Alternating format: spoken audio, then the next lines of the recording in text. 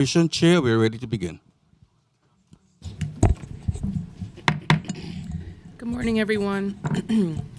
I'm Councilmember Sandy Nurse, Chair of the Council's Committee on Criminal Justice. I'd like to welcome you to today's legislative hearing. I want to recognize my colleagues who are here. We have Council Members Marte Stevens, Narcisse Ayala Caban on Zoom, Hanif on Zoom, and others will be arriving shortly. Today, we will consider a slate of legislation that seeks to bring much-needed reform and transparency to the Department of Correction and Correctional Health Services. Given the packed agenda, I will simply provide a brief rundown, but I want to acknowledge and commend all my colleagues with legislation on today's agenda for their thoughtful and diligent work. The bills we will consider today, let me get my brain functioning, includes Intro 151, sponsored by Councilmember Caban, to replace outdated terms inmate, prisoner, and incarcerated individual with person-first language such as persons incarcerated and persons in custody throughout the city charter, the administrative code, the plumbing code, and the building code. Intro 152, also co-sponsored by, oh my God, let me stop. Intro 152, also sponsored by Councilmember Caban, to extend the minimum duration of and update other requirements of the GNCBI Task Force, the task force previously established by local law in 2019 to address policies related to the treatment and housing of transgender, gender nonconforming, non-binary, and intersex individuals in DOC custody. Intro 206, sponsored by Councilmember Hanif, to require correction officers to carry and administer opioid antagonists while on duty and to receive related training. Intro 4, ensure emergency contacts and an attorney of record are notified when a person in custody attempts suicide, is hospitalized, or is seriously injured. Intro 420, sponsored by Councilmember Rivera, to establish a comprehensive program for child visitors at DOC facilities. Intro 423, also sponsored by Councilmember Rivera, to enhance DOC investigation and notification procedures following the death of an individual in custody and a report on compassionate release.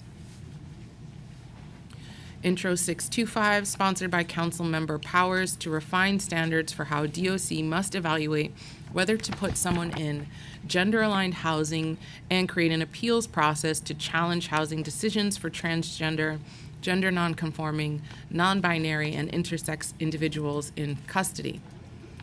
Proposed Intro 735A, sponsored by Councilmember Stevens, to require reports on sexual assault and sexual harassment of correctional staff and ensure they have access to appropriate mental health resources. Intro 1023, sponsored by Councilmember Gutierrez, to require DOC to establish, operate, and maintain an online scheduling system to facilitate visits to people in custody. Intro 1026, sponsored by Councilmember Hudson, to enhance jail visitation reporting regarding and, sponsored by Councilmember Hudson to enhance jail visitation reporting and require DOC to record interactions in which an individual is informed about a visitor and refuses to attend the visit. Intro 1027, also sponsored by Councilmember Hudson, to ensure people in custody and DOC staff have access to gender-affirming items and medical devices. Intro 1036, a bill I'm sponsoring to obtain regular reports regarding people in custody who have been ordered to undergo a 730 mental health examination to determine their fitness to stand trial. Intro 1061, sponsored by Councilmember Lewis, to update and improve DOC reporting requirements on allegations of sexual assault and harassment of people in custody. That's a lot. Sorry, that took me a minute to get through. All these proposals come in the context of a Department of Correction that remains in turmoil, with the looming threat of a federal takeover because of its failure to remedy the unconstitutional conditions of confinement on Rikers Island. As long as the level of danger posed to people in custody and employees remains unacceptable, the Council has an obligation to use its legislative authority to create a safer jail system and close Rikers Island. As we'll hear from our first panel of witnesses, failure to take urgent and necessary action will only result in more tragedy and heartache. So I'm going to turn it to council members to give brief opening statements. We have about 5 folks who want to talk about their bills today. I'm going to turn it over to Councilmember Althea Stevens first. Good morning. Thank you, Chair, for hearing Intro 735A, which includes the Department of Corrections report on the physical and violence against and sexual assault and harassment of correctional staff, and ensure that staff have access to mental health treatment. This bill is not about just reporting and statistics. It's about accountability, protection, and compassion. The violence and harassment of staff members, especially women, endured cannot be unchecked for any longer, and the sentiments stand for in every industry. It doesn't matter it doesn't matter if you are entry level or an executive. Everyone deserves an environment where they can feel safe and valued and respected. To a system that desperately needs it. Additionally, this bill will require that staff will be given mental health resources they need to heal and continue doing their job safe and effectively. I look forward to hearing from the administration on how we can work together to implement this legislation to ensure that everyone who is working and who are in custody can feel safe. Thank you. Thank you, Councilmember Stevens. I want to acknowledge I'm going to turn it to Rivera to give opening remarks on her bill. Thank you, Chair Nurse, for the time and also for your leadership on these issues. Since Mayor Adams took office, 33 individuals have died on Rikers Island. Rikers is a terrible place to be and a horrible place to die. Too many New Yorkers are stuck in cycles of homelessness, incarceration, and violence, and for too long, our criminal legal system has dehumanized people and focused on locking people away instead of taking a more holistic and sustainable approach to public safety. Today, I have 2 bills being heard before the committee. Again, I want to thank the chair for the opportunity to deliver brief remarks, and again, for your leadership and for all the advocates in the room for their work on criminal justice reform. First, Intro 423 will create procedures for the department to investigate and report on deaths, require public notification, return personal items of the deceased person within 30 days, and report on compassionate release.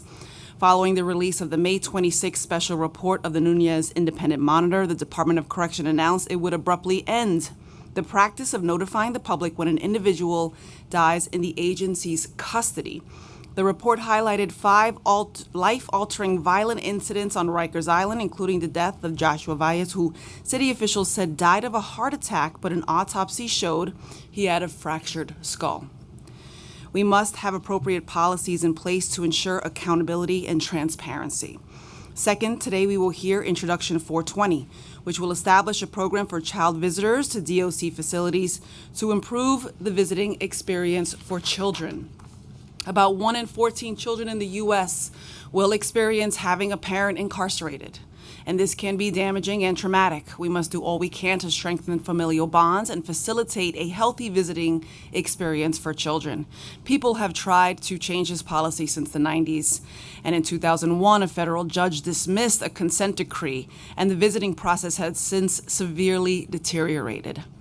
For instance, it was recently in the news that a corrections officer saved a 1-year-old from choking. This happened at 7:40 p.m. Registration for visits ends at noon on Sundays, meaning this child was likely on Rikers Island for at least 8 hours, and that doesn't even account for travel time. This also highlights why the administration must adhere to the law to create borough-based jails that will bring individuals closer to their family and community-based programming providers. I look forward to continuing work with colleagues to create a safer city for all, and I want to thank the chair again for the time. Thank you, Councilmember Rivera. Councilmember Lewis, did you have remarks? Okay, I'm going to turn it over to you. Good morning. Thank you, Chair Nurse, for your leadership and commitment to addressing critical issues within our city's correctional system. I'm grateful that Intro 1061 is being heard today in the Committee on Criminal Justice. Intro 1061 addresses serious gaps in the Department of Corrections reporting on allegations of sexual harassment and abuse. This bill requires the department to assign unique identifiers to each incident and victim, ensure a clear data dictionary accompanies each report, and provides justifications for not referring substantiated allegations to district attorneys. Our recent audit by the City Council's data team uncovered alarming deficiencies in the current reports mandated by Local Law 21 of 2019. The reports lack transparency, often use undefined terms, and fail to give clear information on allegations and investigations. This makes it impossible to track the true extent of these incidents, undermines public trust, and places our most vulnerable populations, particularly women and LGBTQ plus individuals in custody, at continued risk of unreported violence. We cannot allow this lack of accountability to persist. This bill is essential to bringing transparency and justice to those who have been historically overlooked and harmed by systemic failures of the Department of Corrections.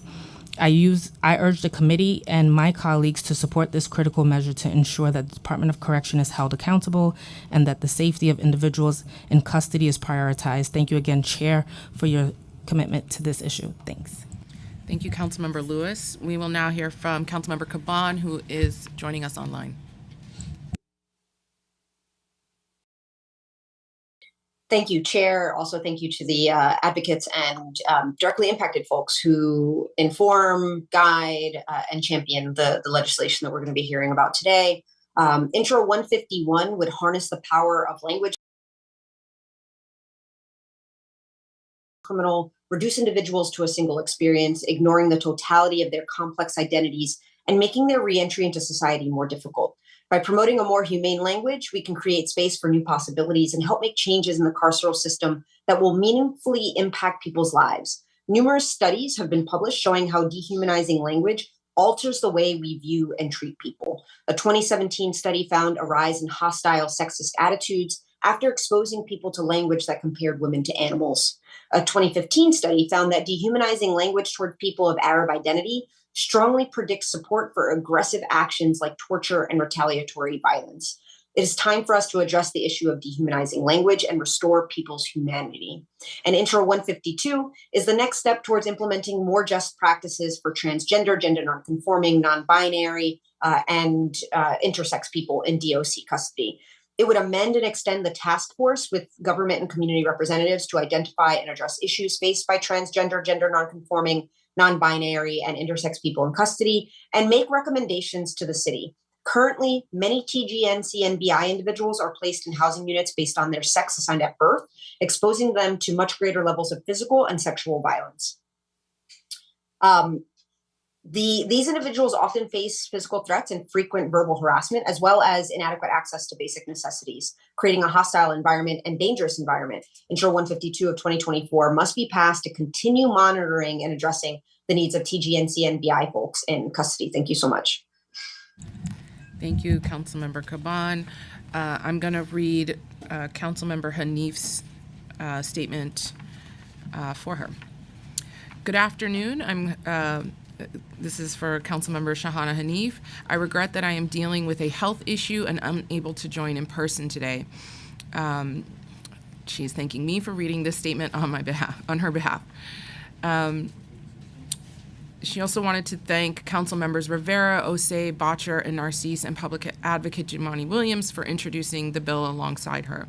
From 2022 to 2023, at least 10 people incarcerated in DOC facilities died of a suspected drug overdose. Intro 206A aims to prevent future drug-related deaths by improving policies to Narcan, a medicine that rapidly reverses an opioid overdose. This bill would require all correction officers to be trained on how to use Narcan. At a previous committee hearing, Commissioner Majenli Liddy shared that. Sorry, we're having technical difficulties. We need Okay. to pause. 1 second.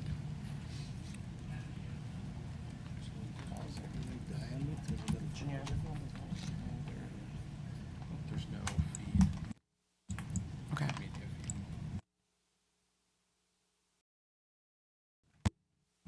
Sorry, there's an issue with the Zoom.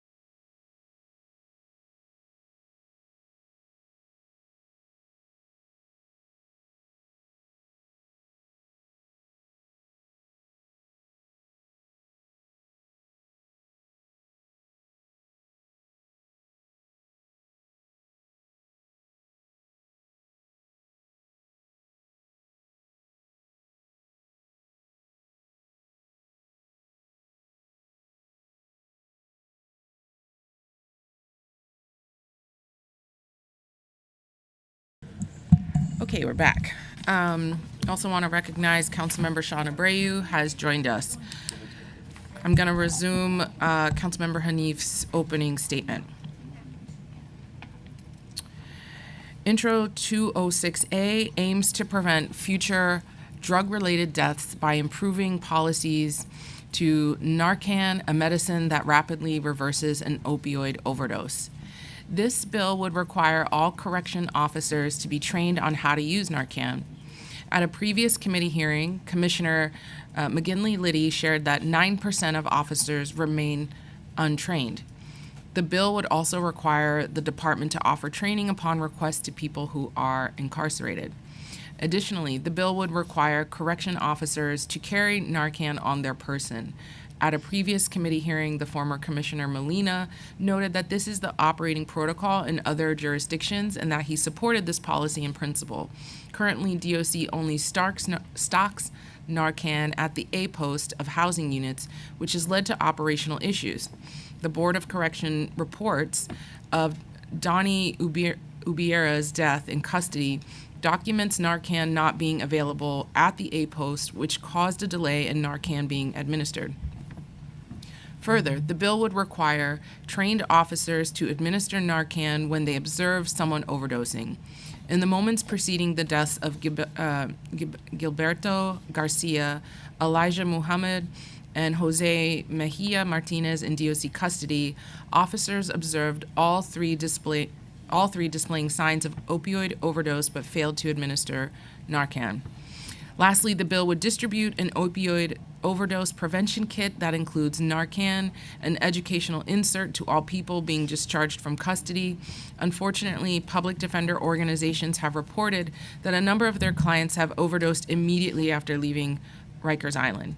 I'd like to close by thanking Legal Aid Society, Brooklyn Defender Services, Freedom Agenda, and Vocal New York for their work in helping to inform this legislation, which I believe would save lives if enacted into law. I look forward to hearing testimony from the administration and the public. I think that is all our opening statements. We might hear from Councilmember Ressler later. So we're gonna, the way we're doing the hearing today is we're gonna hear from some community members before we go into hearing from the administration. So without further delay, I'll now introduce our first panel of witnesses. Lizandre Cadu. Oh, okay, well, I'm just listing them out. Tamara Carter and Joanne De La Paz, all right? I'm sorry if I butchered any names. We have, instead of Tamara Carter, we have Kadir. Okay, I'm sorry, not Tamara Carter, we have Kadira Savage. Okay, great. So thank you all for coming in. And thanks for appearing before us today to share information that I know must be difficult to speak about and relive, especially in a public setting, but you may begin when you are ready. Good morning, council members. Thank you for holding this hearing and allowing me to express my support for Intro 412 and Intro 423. My name is Kadira Savage. I'm a member of Freedom Agenda and a sister of Roy Savage. As I stood in the lobby of Bellevue Hospital earlier this year, I was told in disbelief of what was being said. As I stood in the lobby of Bellevue Hospital earlier this year, I was in total disbelief of what was being said to me on the other end of the phone. The sergeant wants to know why you're still trying to come upstairs if the body is already on its way to the morgue. That's how I found out that my brother was dead. After being held in the lobby for over an hour and told that I would not be let upstairs because based on their system, it showed that my brother had already had his 2 visits for the day. I explained to the receptionist over and over that my brother was dying and that we were asked by the medical staff to come now. After that, I recall getting an urgent message from my brother's longtime friend and companion who explained that his condition had worsened overnight. And on March 22nd, 2024, my oldest brother, Roy Savage, was the 31st person of 33 individuals that died while in DOC's custody since Eric Adams took office. Anthony Jordan was the most recent death after he was denied the proper medical care despite his verbal request for help on August 20th of 2024. As next of kin to my brother, I never received a call from DOC or Bellevue to notify me that my brother was in his last days. Just 3 months prior, I sat with my brother in Upstate Medical Hospital and planned his return to New York City. My brother had been acquitted of his charges and was told by his legal counsel that he would be granted the right to die peacefully with his family in hospice care.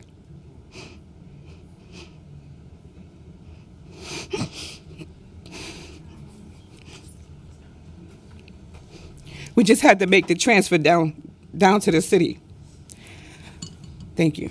I often question whether or not Roy would still be alive had he stayed upstate. None of us could have prepared for what would happen next. The next months following my brother's transfer, my family was constantly turned away from visits. My older sister was told verbally by officers at Bellevue Hospital on 2 separate occasions that my brother had contracted COVID and needed to be quarantined. We later discovered that he never had COVID. And to this day, we have never been notified as to why we were denied visits from January to March of 2024. On March 21st, that was the last time I saw my brother alive. He was less than 100 pounds, and he looked like he had not been bathed or cleaned in weeks, a man who was not able to move. Unable to eat solid foods, I observed a food tray on his table full with meat, rice, and vegetables. That made me wonder if they had been bringing him a tray of food every day, and when was the last time he got fed his Ensure? Why wasn't he on feeding tubes if he was no longer able to eat? I requested an Ensure that took over an hour to get, and I had to wait another 45 minutes for a nurse to return with a straw.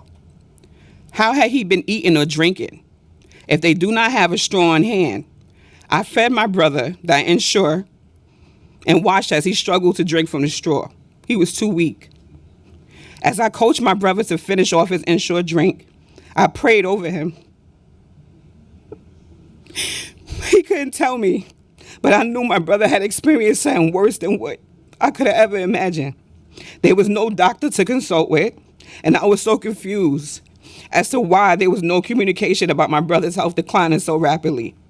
The least they could have done was contact me to notify me that my brother's condition had worsened.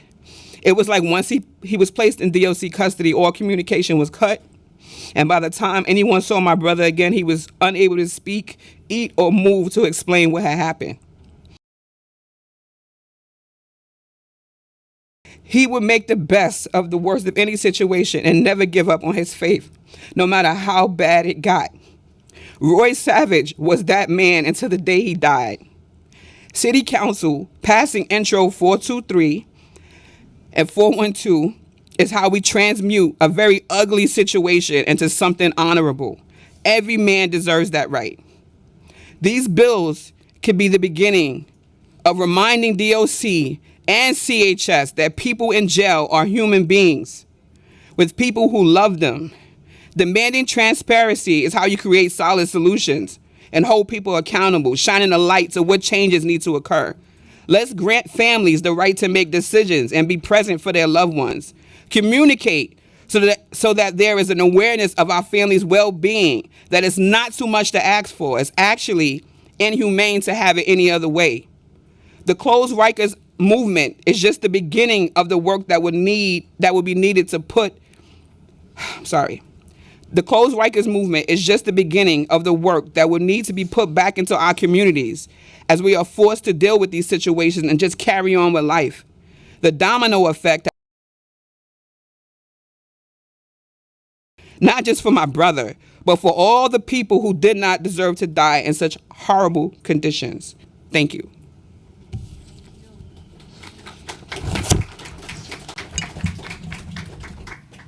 Thank you. Thank you all. And just, I know most of you all know this who've been here, but just using the hand signals. You can begin when you're ready.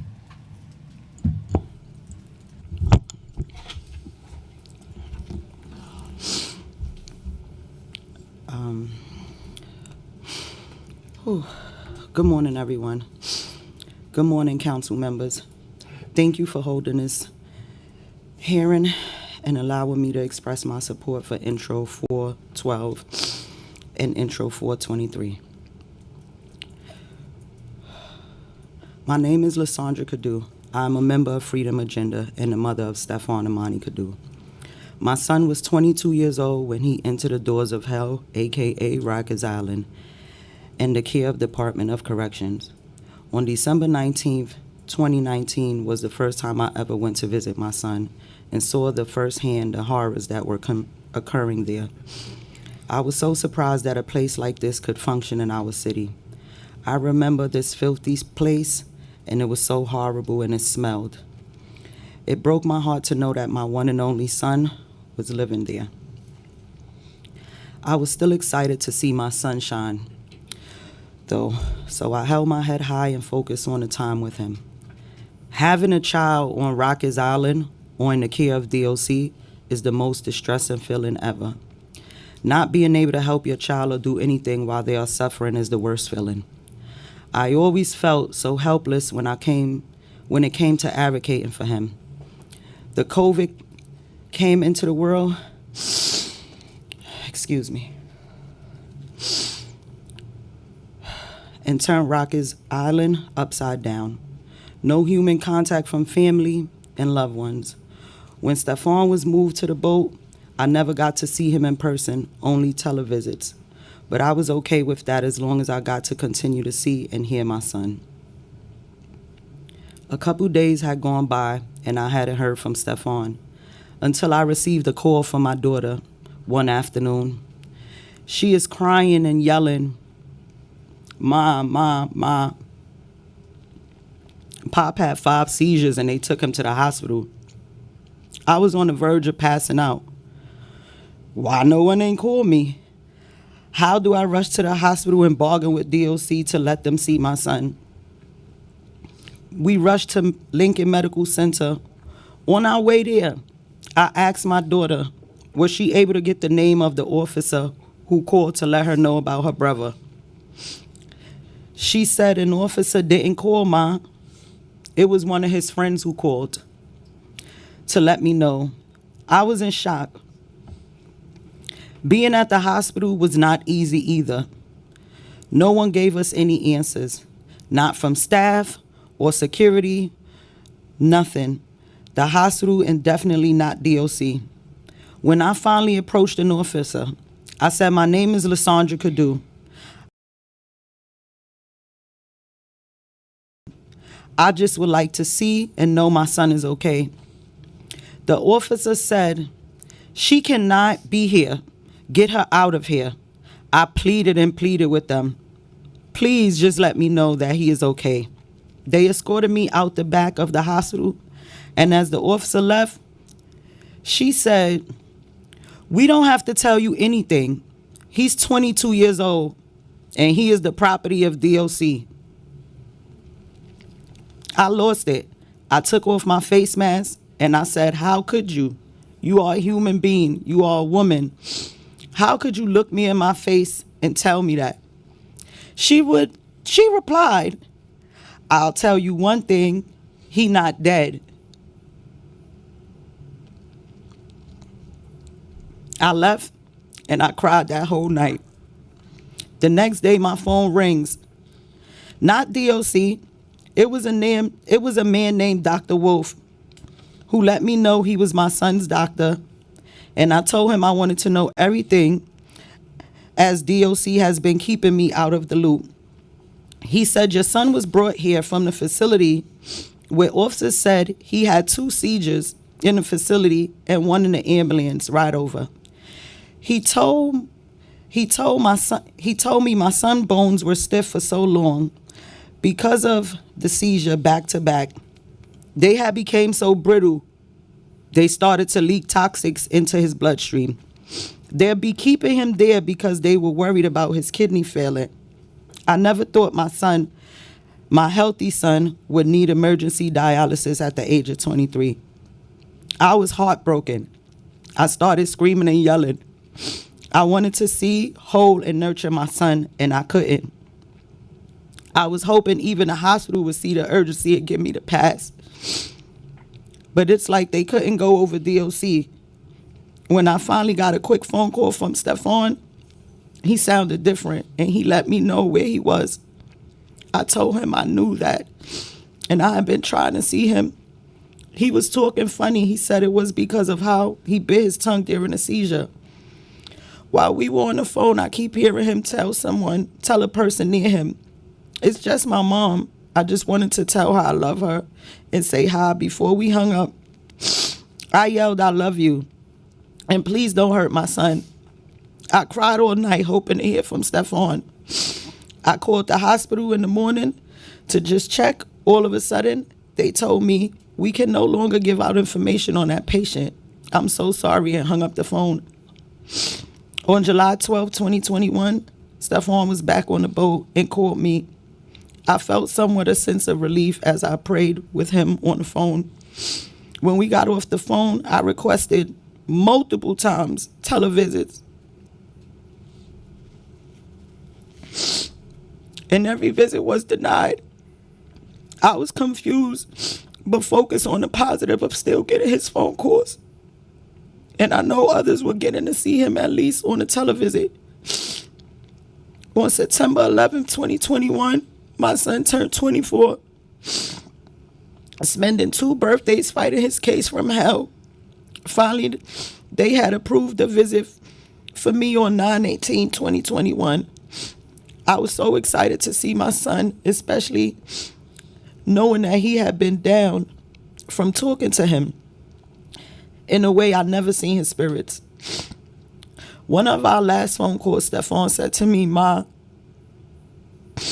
I'm tired of being here. I didn't do anything." And I said, "I know, son. You will get through this. God got you." On September 22nd, 2021, between 10 and 11 a.m., I heard my daughter screaming and yelling, "No, no, no, no, no. Ma, ma, ma, ma, ma." I jumped up from my bed and I opened my room door. She looked at me and she said, Ma, your son is dead." I passed out. I awoke into everyone screaming and crying. I couldn't breathe because no one told me anything. His mother, the person who made him. I need my people in office to do what is right and pass these bills. I need y'all to pass these bills. These bills got to get passed because another family and a mother can't go through what I went through. Hearing my Anytime I hear that cry, I can't come to terms because I know it's another mother that's losing a child. Like I said, the right thing they need to do, these people in office, the right thing to do is pass these bills and close Torture Island down. Decarcerate and put the money back into my community. Thank you, guys. Thank you. And want to acknowledge the public advocate. And there is a seat up here if you need. And you can start whenever you're ready.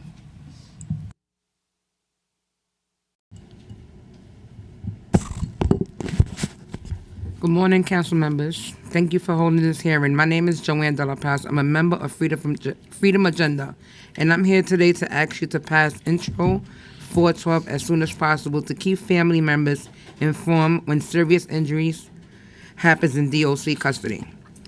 My son was incarcerated in Rikers Island in 2022 when he was stabbed 7 times. They took him to medical and then out.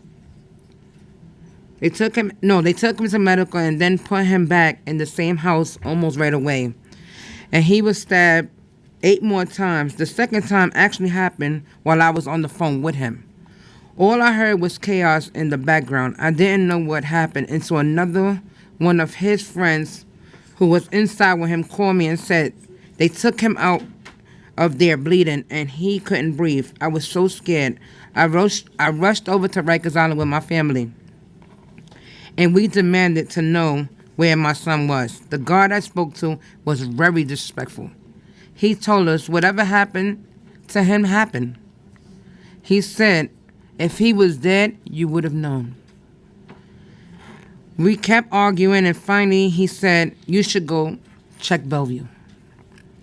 We got to Bellevue. DOC wouldn't let me see my son. I gave him his name. I gave them his name and his ID number, but they said they didn't have him under. They had him under some other name because he said he was in gang affiliated. Later, I found out that while I was out there arguing with these officers, my son was inside getting. He was inside getting blood taken out his lungs. I'm sorry. His lungs was punctured after a stab wound, and then he needed a blood transfusion. I went home the day and still haven't gotten to see my son. The next day I called, spoke to someone in charge. They finally get to tell me I could come and see my son. The person actually apologized how we were treated the day before. When I got there, my son was the only person in the housing area, about 30 guards around him. He was there 2 days and then sent back to Rikers. He spent about 6 months at Rikers and he never got evaluated. Never got a follow-up appointment. My son got home a couple of weeks ago. And this week was the first time he got evaluated. After that surgery, aside of the physical trauma, he came home with mental scars and PTSD. No one should be sent to this place as violent as Rikers, and Rikers need to be shut down. I am going to keep fighting for that, but there are also smaller changes that the city council can make right now to make sure that when people are hurt badly, as my son in jail, family members at least informed, so we be here for them. Support from families is important. When people are incarcerated, DOC shouldn't be allowed to hide this truth from us. Thank you. Thank you all. I really appreciate you coming and sharing your stories. I know that's hard. And it's hard to hear, because this is unacceptable and you shouldn't have to go through this. You should have timely information and communication about what's happening with your loved ones, just as if somebody was a kid in school and something was happening at the school, or if any of us here on this side of the table, something happened to us, our emergency contacts will be contacted. So thank you for that. And it does have an impact on our work and how we're legislating. I want to open it for any. I know that we have Councilmember Ressler has joined us. I know the public advocate's going to make a statement shortly, but I didn't want to disrupt the flow, so if anybody, any members have any questions. I would like to say. Okay, so I'm going to hear Abreu and then Ayala. I just want to say that my heart breaks for you and your families. Your testimonies today were very powerful. Just want you to know that there's a council here that's listening to you, a city that cares about you. I'm going to do everything that I can to support our chair, Sandy Nurse, in getting these bills through.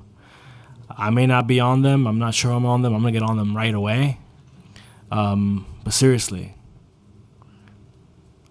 just want you to know that we're with you. Thank you, Councilmember Abreu. Councilmember Ayala. Good morning.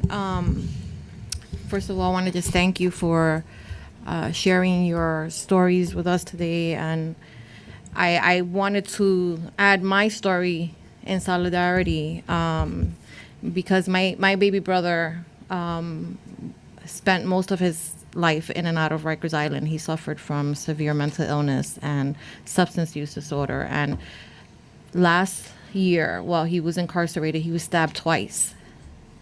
And I never received a phone call alerting me. And I'm the deputy speaker of the New York City Council. And nobody called me to tell me that my baby brother had been stabbed twice. I had to initiate those calls to corrections. And so I say that to say that if it's happening to you, it's happening to me. It's not something that, should be dismissed, because it only reinforces just how many cases, right, are facing similar situations, and families are not being notified, and inmates are not being treated with the dignity that any human being deserves. And so thank you for sharing those experiences. And I want you to know that, you know, one of the benefits of having a council that's made up of primarily people of color and women is that we are part of the impacted community. And so I want you to know that you're not alone in wanting to seek justice for your loved ones. So thank you. Thank you, Deputy Speaker Ayala. Councilmember Narcisse. I want to say good morning. Good morning, and thank you for sharing your story. And all we want is for us as human beings to treat each other fairly, honestly, and respectfully. That's all we ask for. You're not asking for a lot right now. You're asking that your family is somewhere suffering and they want their family to be with them. That's all we ask for. It's not much. So I think as us here sitting here as council members, we are responsible to make sure that way your voice is not being heard, for us to make sure that you know you're important to us, you're part of the city, and you deserve that respect. That's all you ask. You ask to see your son. You ask to see your brother. And we are here to make sure, like my colleague just said, I think I'm on them. Well, I'm on them all, yes. It's to support you and to make sure we hold people accountable that's serving us. And I'm sure they doing their part and we doing our part. And I thank you for sharing the story, because you make our job easier to let people know it's not we're not asking for much. We're just asking for people to be respectful and understand those are human beings that you're taking care of. Thank you. Thank you, Councilmember Narcisse. I want to thank you all for being here, for sharing your story again. Really appreciate it. And as chair, you have my commitment to work towards moving these bills forward and working with DOC and CHS to figure out how to operationalize it, because in my mind, there's just no reason why this can't be done. So thank you for being with us. And we're going to conclude the panel portion of today's hearing. And next, we're going to hear from thank you so much. And next, we're going to hear from our public advocate, Jumani Williams. Councilmember Ressler, did you have a statement? Okay. All right, go ahead, Jumani, public advocate. Thank you, Madam Chair. Jumani works. And before I go to my prepared testimony, I just want to add myself to my colleagues, and they're talking about the panel, and I want to thank them for sharing their stories. And when I first started this, I had no children. I now have two, and so those stories hit different. Hearing a parent say how her soul was broken is a very, very tough thing to hear, because one child told her another child was dead. It's a very tough story. So I just want to add my name on the record of thanking them for sharing that trauma. Hopefully we can do something so prevent it from happening to others. And thank you to Councilman Ayala for sharing hers, and my prayers continue to go with her and her family. Good morning. My name is Jumani D. Williams, public advocate for the City of New York. I thank Chair Nurse and members of the Committee on Criminal Justice for holding this hearing. Last month, Anthony Jordan became the 33rd person to die in DOC custody. Mr. Jordan was reportedly found dead in his housing unit after being sent back there by jail medical staff the day before. The news of his death came on the heels of the death of Charisma Jones, a 23-year-old whose attorneys alleged that she was ignored by jail medical staff while experiencing a serious illness. Each personal loss is a tragedy and devastating for their loved ones and communities. We as a city have a responsibility to care for those in our custody. And when a person dies or seriously injured, we have a duty to investigate the circumstances of the death or the injury and notify relevant agencies and the public. Despite this, last year, DOC stated they will no longer announce in custody deaths to the public. What happens behind the walls of the jails on Rikers Island should concern all New Yorkers, and transparency is even more crucial given this administration's efforts to shirk it. That is why I'm co-sponsoring intro being heard today. This bill would establish procedures for DOC, CHS, and BOC following an in-custody death, and would require DOC to notify the Office of Chief Medical Examiner, the deceased defense attorney, BOC, and the public. Further provisions of the bill would require DOC to provide updates on the status of any staff misconduct cases related to the circumstances that contributed to an individual's death, report and compassionate release, and establish a jail death review board to examine systemic issues that contributed to deaths in the custody. And I have to say, I don't believe we have to make a law to do something that should be done automatically, just on any human level.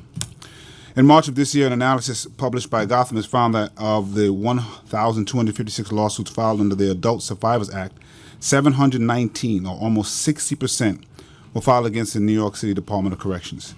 Not only do the suits detail allegations including harassment, sexual assault, and rape, but also that DOC knew about the abuse and failed to act, thereby tacitly encouraging the violence to continue. Sexual violence is not limited to the people incarcerated on Rikers Island. For years, officers, primarily women officers, but men as well, have reported they experience high levels of sexual harassment and assault while at work. Earlier this year, New York One reported that data shows there have been at least 87 sexual assaults on officers or civilians in city jails since 2021. No one should ever have to go to work fearing that they may be attacked or harassed. The culture of violence with impunity on Rikers Island is making everyone, as we continue to say, on both sides of the bars unsafe. Currently, DOC does not publicly report data on sexual violence and harassment against officers and other DOC and CHS staff. Consequently, today we are also hearing a bill I'm co-sponsoring, Intro 735, introduced by Councilmember Stevens. This legislation would require DOC to report annually on alleged incidents of physical violence against and sexual harassment of DOC and CHS staff perpetrated by fellow staff members or by detained individuals that occurred in the previous year. This bill also requires the DOC use the data to update its policies addressing physical violence against and sexual harassment of staff. Crucially, this bill requires the commissioner to ensure that staff have access to mental health treatment resources and to publicize the availability of such resources to staff. Finally, we're hearing Intro 206, introduced by Councilmember Hanif and co-sponsored by myself. This legislation will require DOC to train officers on the proper use of opioid antagonists annually, as well as incarcerated people who request it. Officers would need to carry opioid antagonists at all times while on duty and must administer it in accordance with their training to prevent more tragic death. In October 2022, Gilberto Garcia died of an overdose on Rikers Island. In a lawsuit filed by his family against the city in August, Garcia's brother, Gilson, who was also incarcerated in the cell next to his brother, alleges that officers were so slow to respond to Garcia's distress that he administered Narcan and CPR himself, even though he was not trained to use either. Drug use and overdoses in the jails have increased since January 2021, and ensuring that every officer is trained in overdose prevention is essential. Thank you. Thank you. I will now turn to Councilmember Ressler to give some remarks on his legislation. Thank you so much, Chair Nurse. Greatly appreciate you holding this hearing today. And I really want to just begin by echoing the sentiments of our distinguished public advocate, at least for now, just expressing my love and condolences to our Deputy Speaker and support, and just really appreciated her comments and the comments of the previous panel. We have a really terrific set of bills today, some introduced by previous chairs of this committee that I know have been pushing these bills up the hill for some time, so appreciate our chair helping to get them over the finish line. I'm proud to be the lead sponsor on Intro 412 and want to thank 19 of my colleagues who have co-sponsored this legislation. As we heard from the previous panel, families are, the only thing that matches the terror of being sent to Rikers Island is having a family member, a loved one, sent to Rikers Island, and not knowing how they're doing, and having no information, no insight. We know that violence has skyrocketed. It's been a decade since a federal monitor was imposed on Rikers Island. And in that time, we've seen use of force resulting in serious injury is up 526%. Stabbings and slashings are up 396%. Self-harm incidents are up. We know that violence is endemic to the place. We know that people there are suffering. And yet there's no mechanism to force the Department of Corrections and other agencies to actually tell family members what the heck is going on. And so Intro 412 would require that CHS, not DOC, CHS, Correctional Health Services, the healthcare workers on the island, would be required to notify family members about serious medical injuries, hospitalizations, or suicide attempts within 1 hour. We know DOC hides the ball. We don't trust their data. We don't trust them to be reliable partners or communicators, and that is why this legislation rightly mandates CHS to do the job. I really hope, based on our rough estimates, we believe there are about 1,500 serious injuries to people in custody in 2023. Every one of those families deserves to know what is happening with their loved ones, and this legislation would do just that. We obviously need to stop the violence. We need to close Rikers Island. People who are incarcerated deserve dignity, and they deserve far better than the dumpster fire, the humanitarian disaster, the moral stain that is Rikers Island. But in the interim and forever, we need to ensure that there's good communication between people who are on the inside and people who are on the outside about the status and health and conditions of the people who are there. So I really appreciate the opportunity for the hearing today, and wanted to for hearing this bill. Madam Chair, I just would like to ask to add my name to Intro 412, please. Great, we'll make note of that. Okay, so we're gonna start the portion of the hearing where we're gonna hear from the administration. So I'm gonna call administration officials to join us at the dais, and we will swear you in.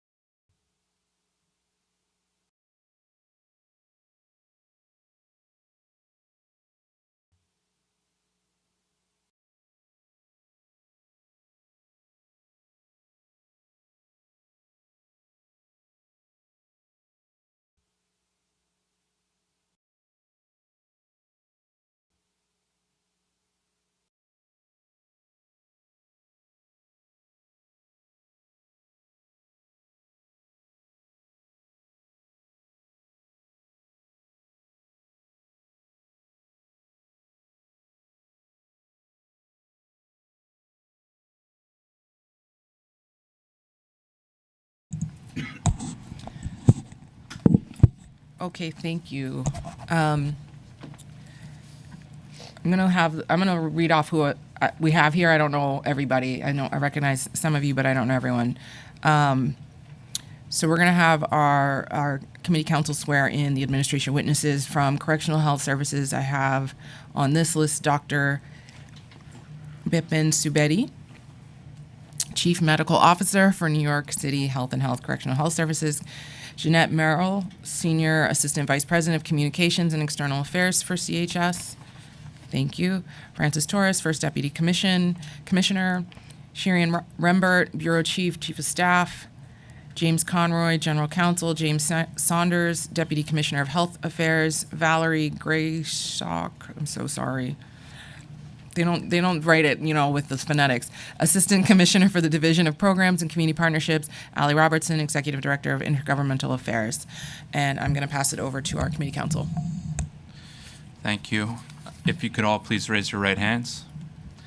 Do you affirm to tell the truth, the whole truth, and nothing but the truth before this committee and respond honestly to council member questions? Okay. Noting for the record that all witnesses answered affirmatively, you may begin your testimony.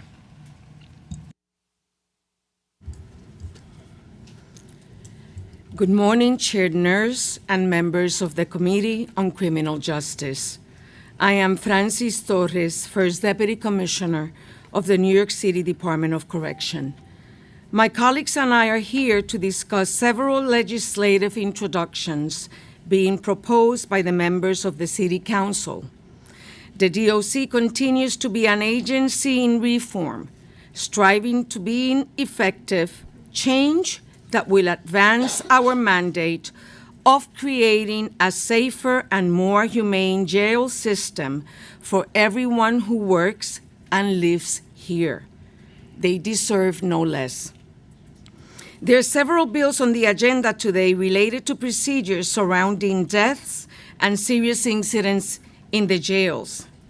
Any loss of life in our jails is a tragedy, and our condolences and thoughts go out to the families and loved ones who have gone through this experience. Serious incident or illness with a potentially fatal prognosis, we immediately deploy our chaplaincy services staff to make an in-person notification to the next of kin that has been identified by the individual when they entered our custody. Our chaplains deliver the terrible news with compassion and stay with the family member or loved one if the family desires to process the loss, pray, and help them cope. We believe it is imperative to make these notifications in person and to make them first to the next of kin, so that they do not have to hear about the loss of their loved one from a press release or otherwise in the absence of support. In addition, DOC chaplains, social workers, and counselors will respond to a housing area or other affected area following a loss of life to engage with the people in custody who may have witnessed the event and provide support and trauma-informed care. DOC staff will also make referrals to CHS mental health staff for further treatment and follow-up. DOC staff also follows up with staff assigned to the person in custody's housing area who are impacted by the loss. In addition to the notifications to the next of kin, following a death in custody, DOC immediately notifies proper authorities and oversight bodies, as well as the individual's attorney of record, and begins the process of investigation. Records are turned over to the Board of Correction and other oversight bodies as soon as they are available. Serious incidents, including deaths in custody, are reviewed jointly with Health and Hospitals Correctional Health Services, so that both agencies can collaboratively address any deficiencies identified and plan for corrective action and prevention efforts moving forward. If DOC staff misconduct is identified in relation to an incident, the department takes corrective action, including training and education, and issues discipline when warranted, up to and including termination. Incidents may also be subject to further investigation by other oversight and investigative bodies, which may include criminal charges. The department fully cooperates with independent investigative bodies, such as district attorneys, the Department of Investigation, and the State Attorney General in these matters. Turning to the proposed legislation, Intro 423 would establish procedures following the death of an individual in custody, including public notifications and reporting related to the incident, as well as reports related to staff misconduct and compassionate releases. The department has significant concerns with this bill. Intro 423 creates several mandatory timeframes for making notifications and requires public reporting on details of a death in custody that do not align with on-the-ground realities, best practices, or due process. First, the timeframes for notification do not allow the department enough time in all cases to contact the next of kin and make a compassionate notification. Second, the public reporting required of the board following a death in custody would require the publication of protected health information without taking into consideration the wishes of the deceased or their families, and in violation of health privacy laws. Further, Intro 423 would require the board to publish specific details related to incidents prior to the completion of investigations by other investigative bodies. This would interfere with ongoing investigations and may adversely affect the outcome of proceedings related to those investigations. The requirement for the board to publish the names of DOC and CHS staff that it determines were, quote, involved in the circumstances that contributed to, end of quote, deaths may put individuals who work in the jails at great risk of harm from retaliation and would deprive those employees of their due process rights and other legal protections. This would undeniably affect morale and contribute to even greater challenges in recruiting and maintaining staff to do this vital work for our city. Finally, the department is unable to track or subsequently report on individuals released from custody due to medical conditions or what are known as compassionate releases. This is because the department does not advocate for the release of individuals in custody on medical grounds.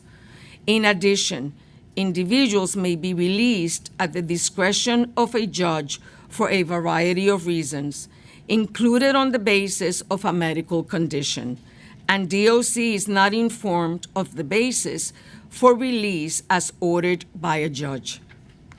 Individuals who are discharged following a request for release based on a medical condition are typically released on their own recognizance and recorded as such. Intro 206 would require uniformed members of service to carry opioid antagonists, commonly referred to as Narcan, on their person. The department supports this legislation and looks forward to working with the council to ensure the requirements outlined in the bill are aligned with operations. For example, reporting related to medical events such as suspected overdose are more appropriately tracked by our partners at CHS. Now I will turn to proposed legislation concerning the treatment and housing of transgender, gender nonconforming, non-binary, and intersex individuals in the department's care. DOC is committed to ensuring that TGNBI individuals are treated with dignity and respect and housed safely and appropriately while in city jails. We are a national leader in this area and are proud that jurisdictions across the country look to us as a model for safe and progressive policies related to the housing and treatment of TGNBI individuals. Gender identity is self-reported by individuals in custody, typically during intake, and the department does not require or receive any information related to the person's medical history to affirm an individual self-report. The department houses between 30 to 50 TGNBI individuals at any given time, a majority of whom identify as transgender women. Individuals are housed in a facility consistent with their gender identity, absent overriding security or management concerns. Living in gender-affirming housing with others who have shared experiences provides support, community, and affirmation, and makes incarceration less traumatic. Moreover, as history shows, TGNBI individuals face a greater risk of assault, discrimination, and humiliation if placed in a housing unit that is misaligned with their gender. Simply stated, we recognize that sex assigned at birth cannot determine placement. In addition, the department operates a special considerations unit to provide TGNBI individuals the opportunity to live with others with shared experiences. However, it is important to recognize that many TGNBI individuals prefer to reside in the general population in the Rose M. Singer Center, and others prefer to be housed in a men's facility. Their preference should be given great weight. TGNBI individuals are not a monolith. Each individual has unique needs and challenges, and they differ in where they feel safest. Self-identified gender is a very important factor to consider in any housing placement, but it cannot be conclusive, as inflexible policy of placement based on self-identified gender would present safety concerns for transgender men who could be subject to sexual harassment, abuse, and violence if placed with cisgender men who typically prefer to be placed in a women's facility. In short, there is no one-size-fits-all approach to housing determinations, and our placement policy must reflect that reality. DOC has serious concerns with Intro 625, which would establish certain requirements and procedures related to housing of TGNBI individuals in the department's custody. As drafted, the bill will create an untenably high burden for making house determinations in the case an individual identifies as TGNBI. It would allow for only one reason to deny an individual's preferred housing placement, which the bill describes as a current danger of gender-based violence against others. Notably, there is not a charge or conviction associated with this term, nor is it associated with a particular gender. The department is not in a position to determine whether an individual is presently going to commit a violent act, nor their motivation for that act. It is not possible to make a determination based on these criteria, especially one that meets the burden of clear and convincing evidence. This standard is not present in any other housing determination for general population housing. Taken together, what this would mean is that all people coming into custody will effectively be able to be transferred to a different facility at will at any time, simply by stating that they identify as TGNBI. It is not possible to run a jail this way. It is not safe, especially so for women and TGNBI individuals. DOC is committed to treating all persons in custody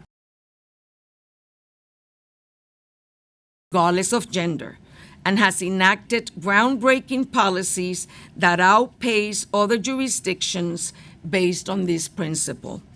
That said, it is incumbent on the department to ensure a safe and humane environment for all persons in our care. Intro 127 requires CHS staff to offer gender-affirming items and medical devices to all people entering DOC.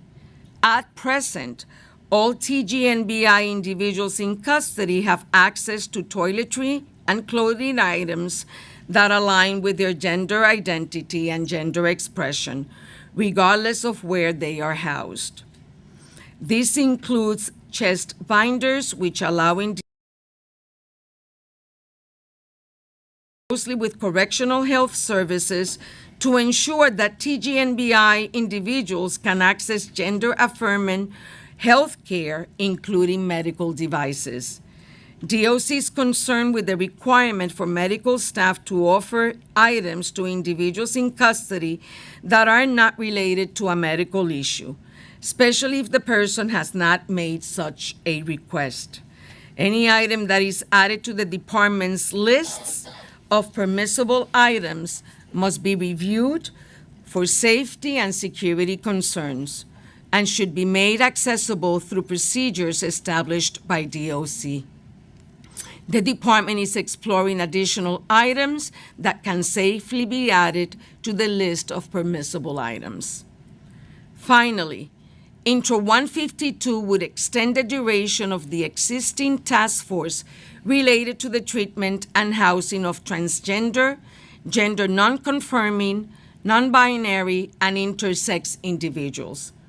The department regularly participates in this task force and has worked with members to implement recommendations from the task force and welcomes further collaboration with advocates and with those with lived experience in this space.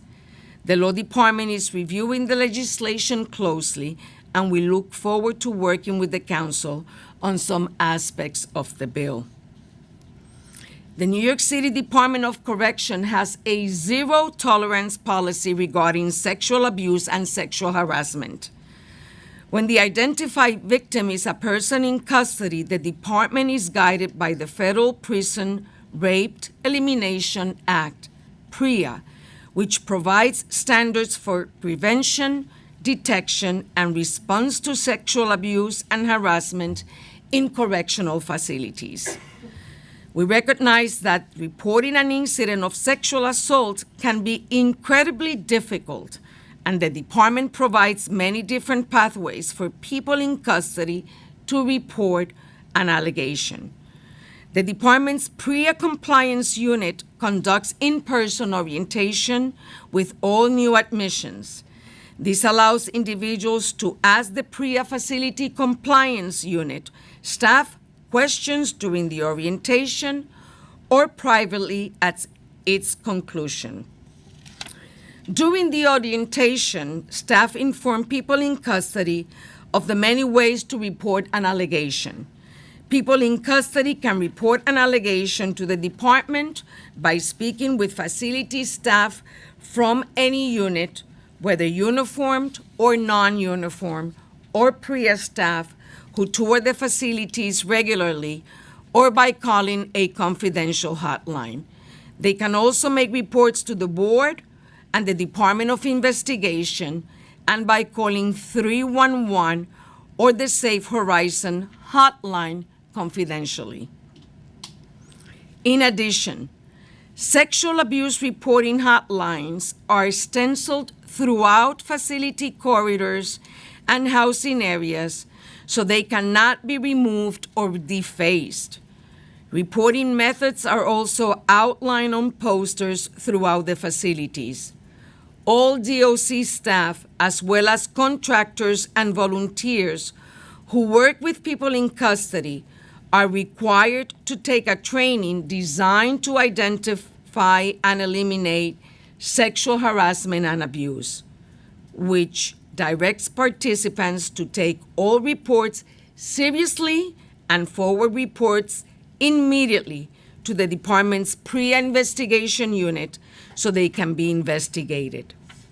Once a report has been received, the pre-investigation unit responds, usually within 24 hours, to take initial statements and ensure victims are separated from their alleged perpetrators, offer counseling, medical and mental health support, and collect evidence.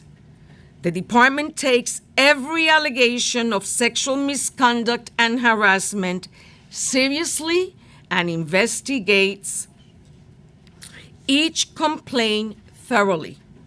It is the department's goal to achieve full compliance with all PREA standards as well as provide a safe environment for all staff and persons in custody. When the identified victim is a staff member, a separate process is undertaken that is not within the purview of PREA guidelines and is managed by the Department's Correction Intelligence Bureau, CIB. Following a report, CIB interviews the victim as soon as possible, usually within 24 to 48 hours, collects witness statements and other potential evidence to support a charge and arrest. Once the arrest is effectuated, all pertinent documents are forwarded to the Bronx District Attorney for review and handling.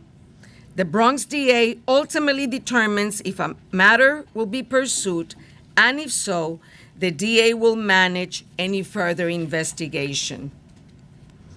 We recognize that assaults on staff, including sexual assault or harassment perpetrated by individuals in custody or other staff, are no less sensitive or traumatic. Support and resources are provided for as long as it is needed by the Department's Correction Assistance Response for Employee Care Unit, including counseling, spiritual guidance, and referrals to professional providers.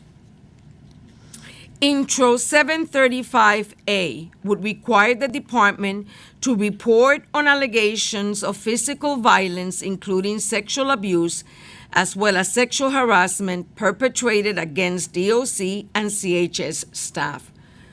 While we support the intention of Intro 735A, it appears to be modeled on existing mandated reports related to PREA allegations and investigations. Because the process of investigating these matters are quite different and are handled by different agencies, the department is not able to report on cases of assault against staff in this manner. Further, the bill would require DOC to publicly share numerous and specific details about very sensitive events without the consent of the victims. We are concerned that reporting of this nature will discourage victims of sexual assault from reporting. We look forward to working with the Council to address these concerns. Finally, there are a number of bills on the agenda today intending to support improvements to the visitation process.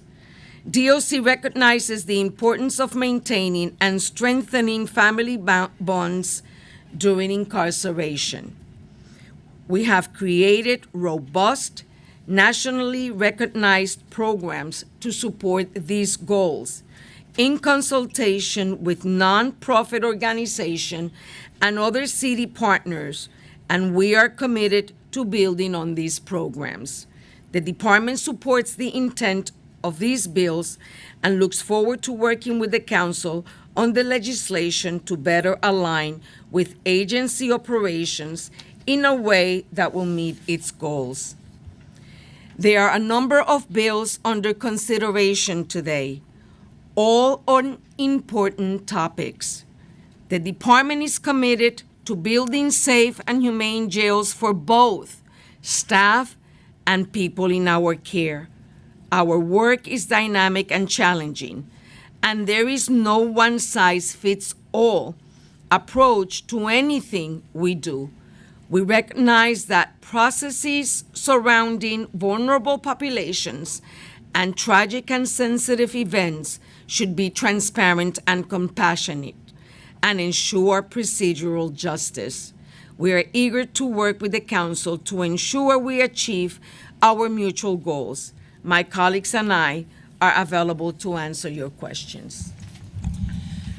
Thank you, Deputy Commissioner. Oh, sorry. We're going to hear from CHS. Good morning, Chair Nurse and members of the Committee on Criminal Justice. I am Bipin Subedi, Chief Medical Officer for New York City Health and Hospitals Correctional Health Services, also known as CHS. I am here with my colleague, Jeanette Merrill, CHS's Senior Assistant Vice President of Communications and External Affairs. We appreciate the opportunity to participate in today's hearing on the proposed legislation. My testimony will focus on providing information on the impact that 3 of these bills would have on our service provision operations, including concerns we have about how some of these proposals could adversely affect patient care and staff safety. I'm going to start by discussing Intro 423 in relation to procedures following the death of an individual in custody of the Department of Correction and a report on compassionate release. CHS strongly opposes several specific aspects of Intro 423, which would require the New York City Board of Correction, or BOC, to issue a public report on its investigations into the deaths of individuals in custody of the New York City Department of Correction, the names of CHS employees whom the board determined were, quote, involved in the circumstances that contributed to, unquote, the deaths. This bill would also require CHS and DOC to conduct a joint investigation of each death of an individual in custody of the department, including the review of all medical records, and to submit a joint report of the findings to BOC. It would also establish a jail death review board with CHS participation in order to identify systemic issues that contributed to such deaths. Finally, the bill would require a public report on individuals who have been released from custody due to a medical condition. We have serious concerns about the bill's requirement that BOC publish the names of CHS employees involved in the circumstances that contributed to a death. Publicly naming healthcare staff following an adverse clinical event contradicts the approach recommended by national professional organizations such as the American Medical Association and the American Nurses Association. These groups caution against an unnecessarily punitive approach precisely because it promotes a culture that deters disclosure and frank, introspective, and exhaustive discussions of the events surrounding adverse clinical events. They also recognize that there is a range of accepted clinical practice within which clinical judgment is exercised, and that the context in which healthcare is delivered should be considered in reviews.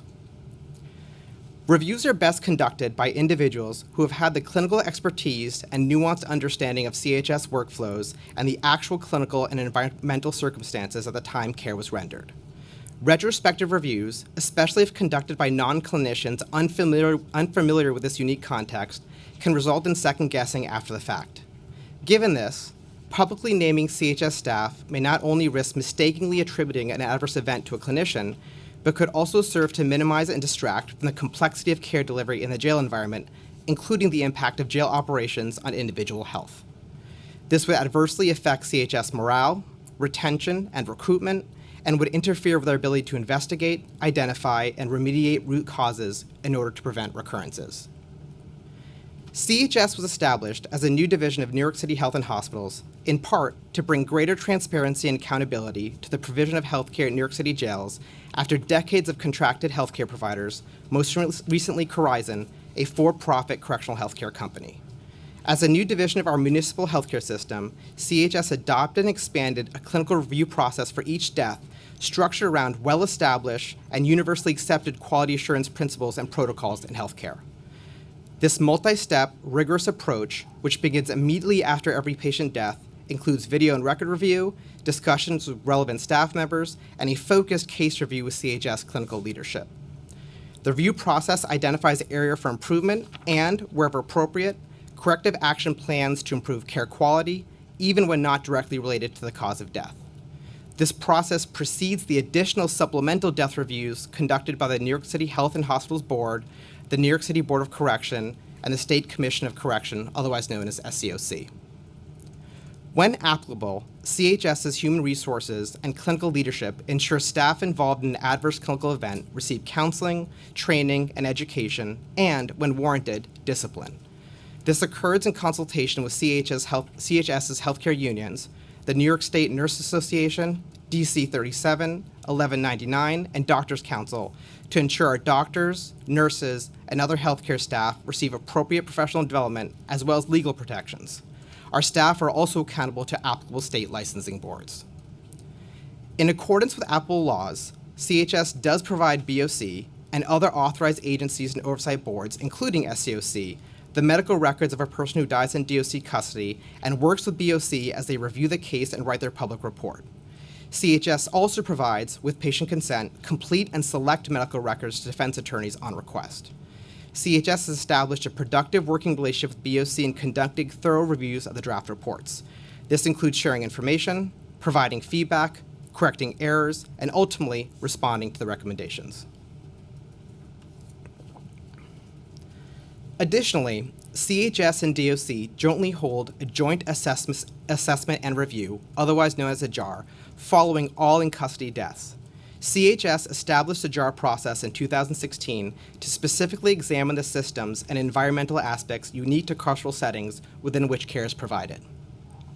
The forum enables CHS and DOC leadership to share relevant findings and insights from each agency's independent review of a significant adverse event, and to together identify systemic risk reduction remedies that could reduce the likelihood of recurrence of such an event.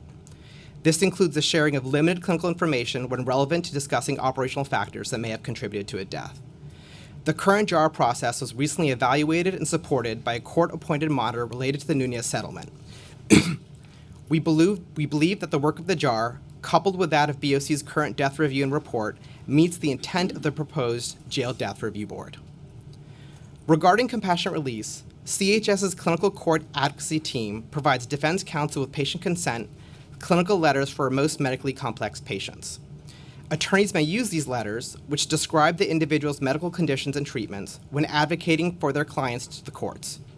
When applicable, CHS will explicitly indicate when a patient has serious medical condition that would benefit from clinical intervention that are not available in the jail setting.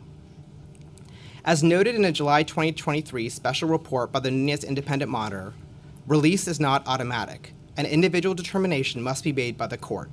If the court determines release is appropriate, the department is notified via court order and that individual is being released on their own recognizance. However, the order does not specify a medical reason for release. Therefore, neither CHS nor DOC could issue a report on compassionate release that identifies individuals who have been released from custody due to a medical condition. As Intro 423 would require, as the court may weigh several factors, including those that are not clinical, in deciding to release an individual from custody. I'll next talk about Intro 412 in relation to notifying emergency contacts and attorney of record when an individual in custody attempts suicide, is hospitalized, or seriously injured.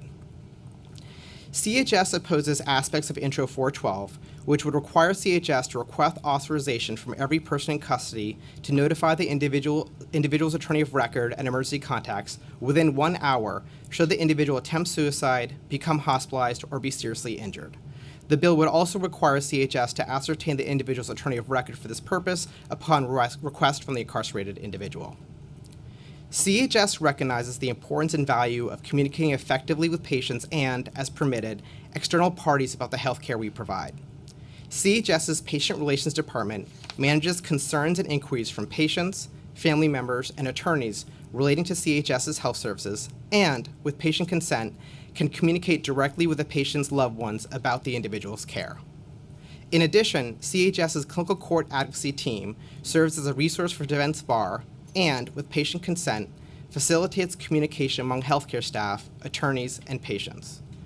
Regarding hospitalization, hospital staff are best situated to notify the family members of people in custody following a hospitalization, as hospital staff, not CHS staff, determine admission and serve as the treating physicians. CHS understands that our patients' relationships with their attorneys, family members, and other loved ones are unique and dynamic, and we believe that any clinical communication about suicide attempts and serious injuries deserves an individualized and tailored approach. Accordingly, CHS clinicians will speak with a patient's loved ones about the complicated, often sensitive, factors and circumstances that may have led to or surround a significant medical event, but these conversations are and should remain individualized, deliberate, in-depth discussions between the loved one and a primary provider, not a universal real-time notification. And lastly, I'll talk about Intro 1036. This is in relation to requiring the Department of Correction to provide reports regarding people in custody who have ordered to undergo a mental health evaluation. CHS supports, with modifications, Intro 1036, which would require quarterly reports to individuals in DOC custody who are ordered to undergo fitness to proceed evaluations, also known as 730 examinations, as well as information about these examinations, including the timeliness of these reports. In order to create one unified system and to improve the quality and timeliness of evaluations, CHS consolidated and assumed management of the 4 forensic psychiatric evaluation court clinics located in Manhattan, the Bronx, Brooklyn, and Queens. Under Criminal Procedure Law 730, these clinics conduct court-ordered psychiatric evaluations of adult criminal defendants in order to assess competence to stand trial and support pre-sentencing investigations. CHS's forensic examiners, via their written reports, offer forensic psychiatric opinions regarding whether the defendant is an incapacitated person, meaning a defendant who, as a result of mental disease or defect, lacks capacity to understand the proceedings against him or to assist in his own defense. However, only a judge can legally determine if the individual is ultimately competent, that is, not fit to stand trial.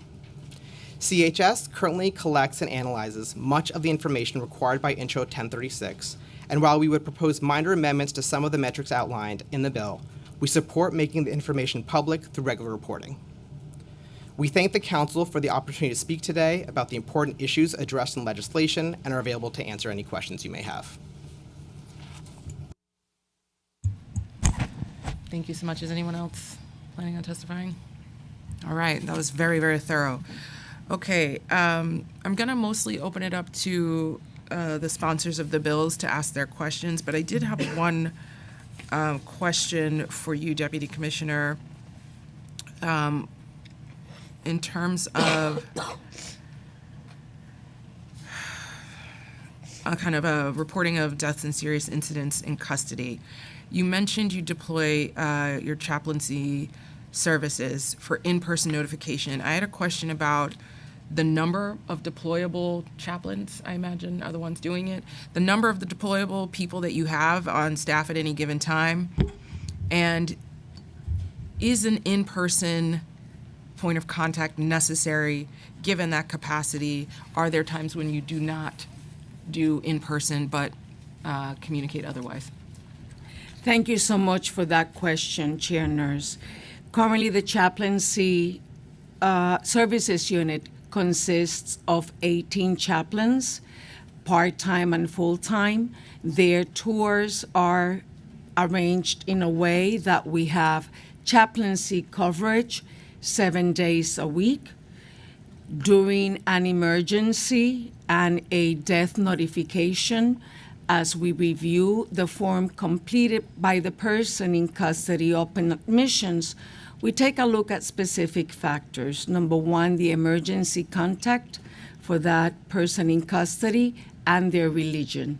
It is always our goal to match the person's religious background to that of the chaplain that will be assigned to make the in-person notification. And the second part of my question is it always an in-person touch, or is there other methods that you're using? Our primary goal is to make that in-person notification. There have been instances in the past that due to the family members being out of state, we've had to resort to making a telephone notification, which is always very difficult for us to do because we want the chaplain to be there to just not simply make the notification, but also to provide support and any other additional services that they may need throughout that time. Okay, thank you for that clarification. I'm going to turn it over to Councilmember Ressler.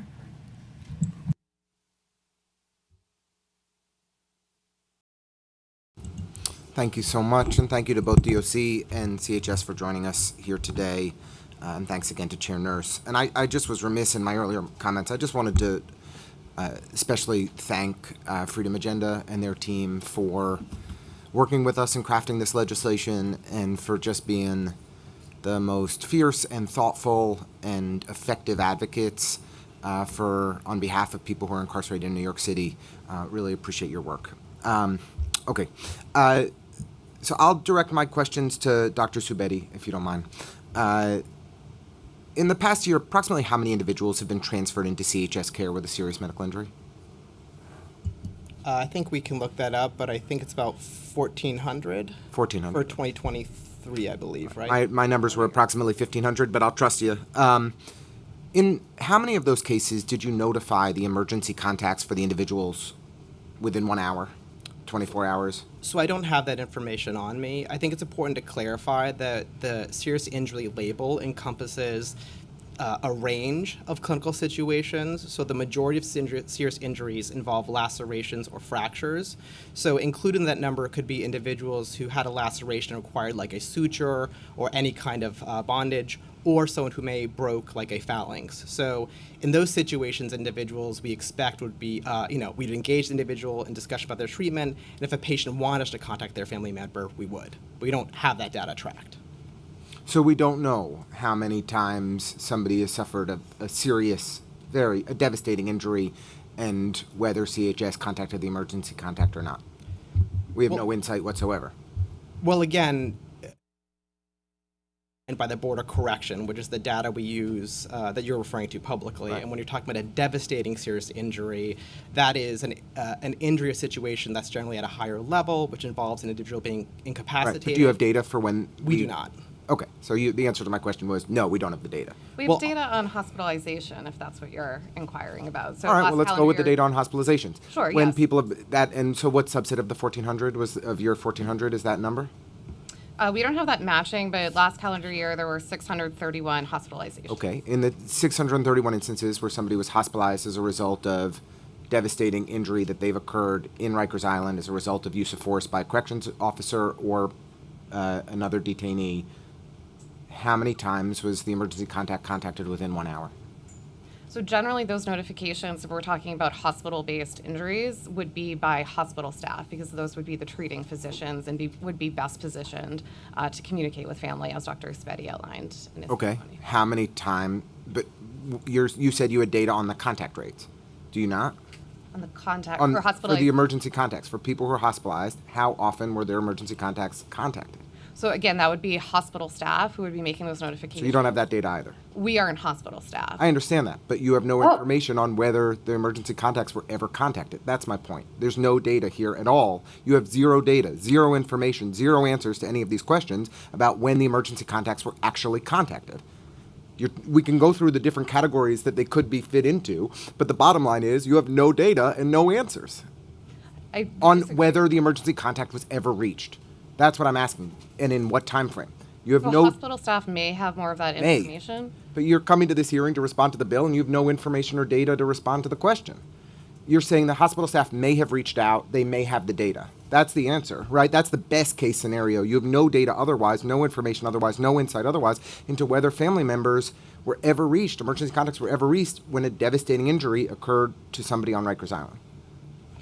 So I think operationally, like understanding that the hospital staff would be best positioned to speak to the family. So those notifications absolutely could have happened, but CHS would not be making those notifications. So in your testimony, you, as far as if I internalized it correctly, Dr. Subetti, you're not saying that CHS does not have the capacity to contact emergency contacts when a serious injury occurs?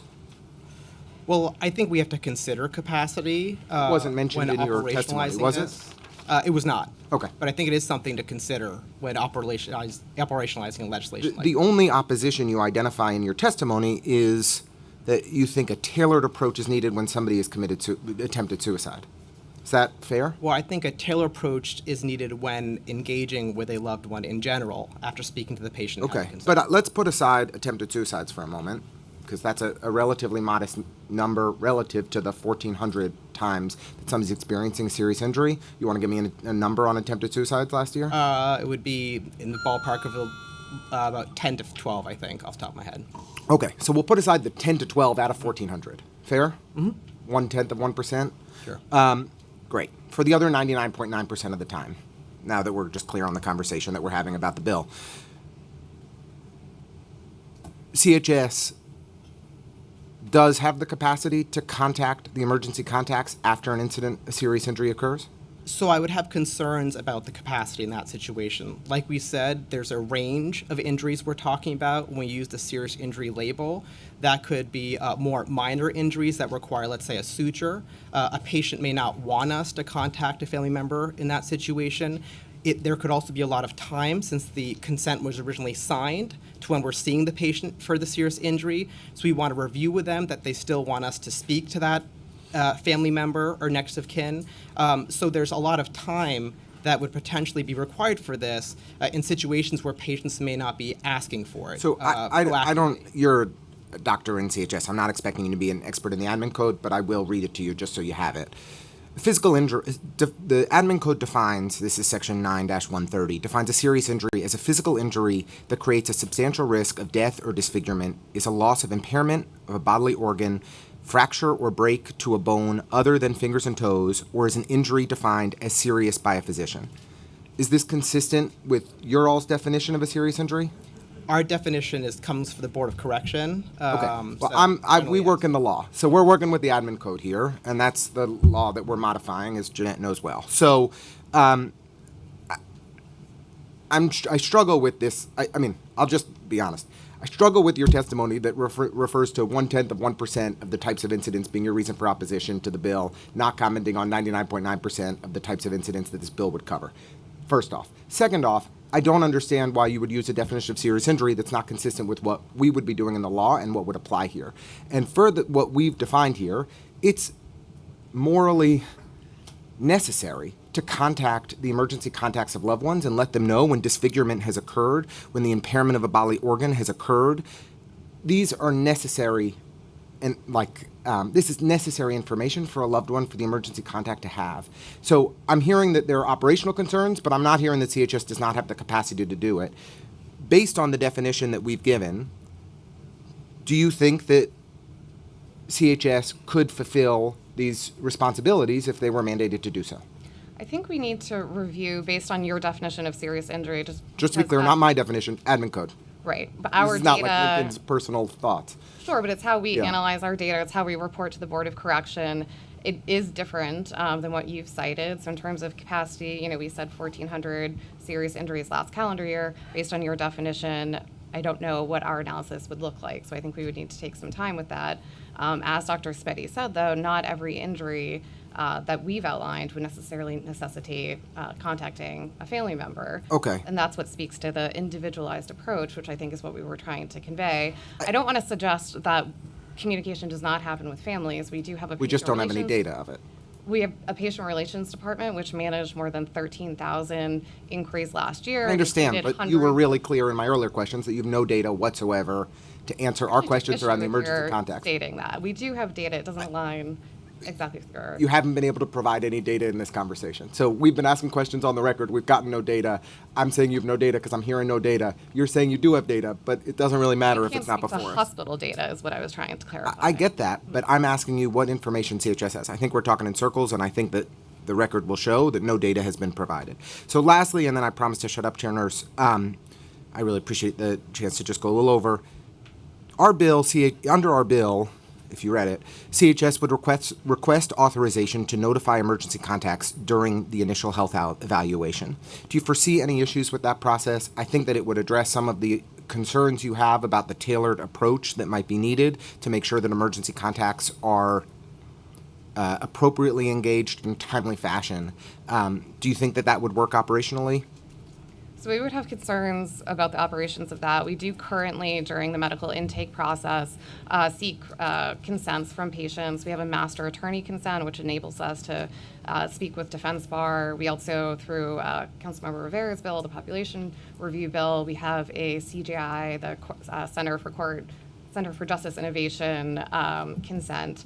And then as an ad hoc basis, we also have other HIPAA consents.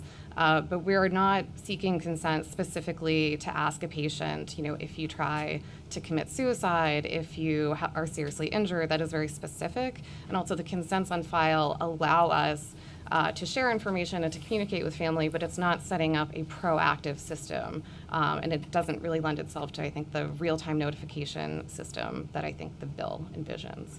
Can I add something too? And I think I just want to add that people are in custody for varying lengths of time. So someone could have signed a consent when they first came in. It could be months and years since that passed. They may have established new relationships and identified additional people they'd want notified instead. So it really wouldn't obviate us from having to re-examine that and ask them again at the time of notification.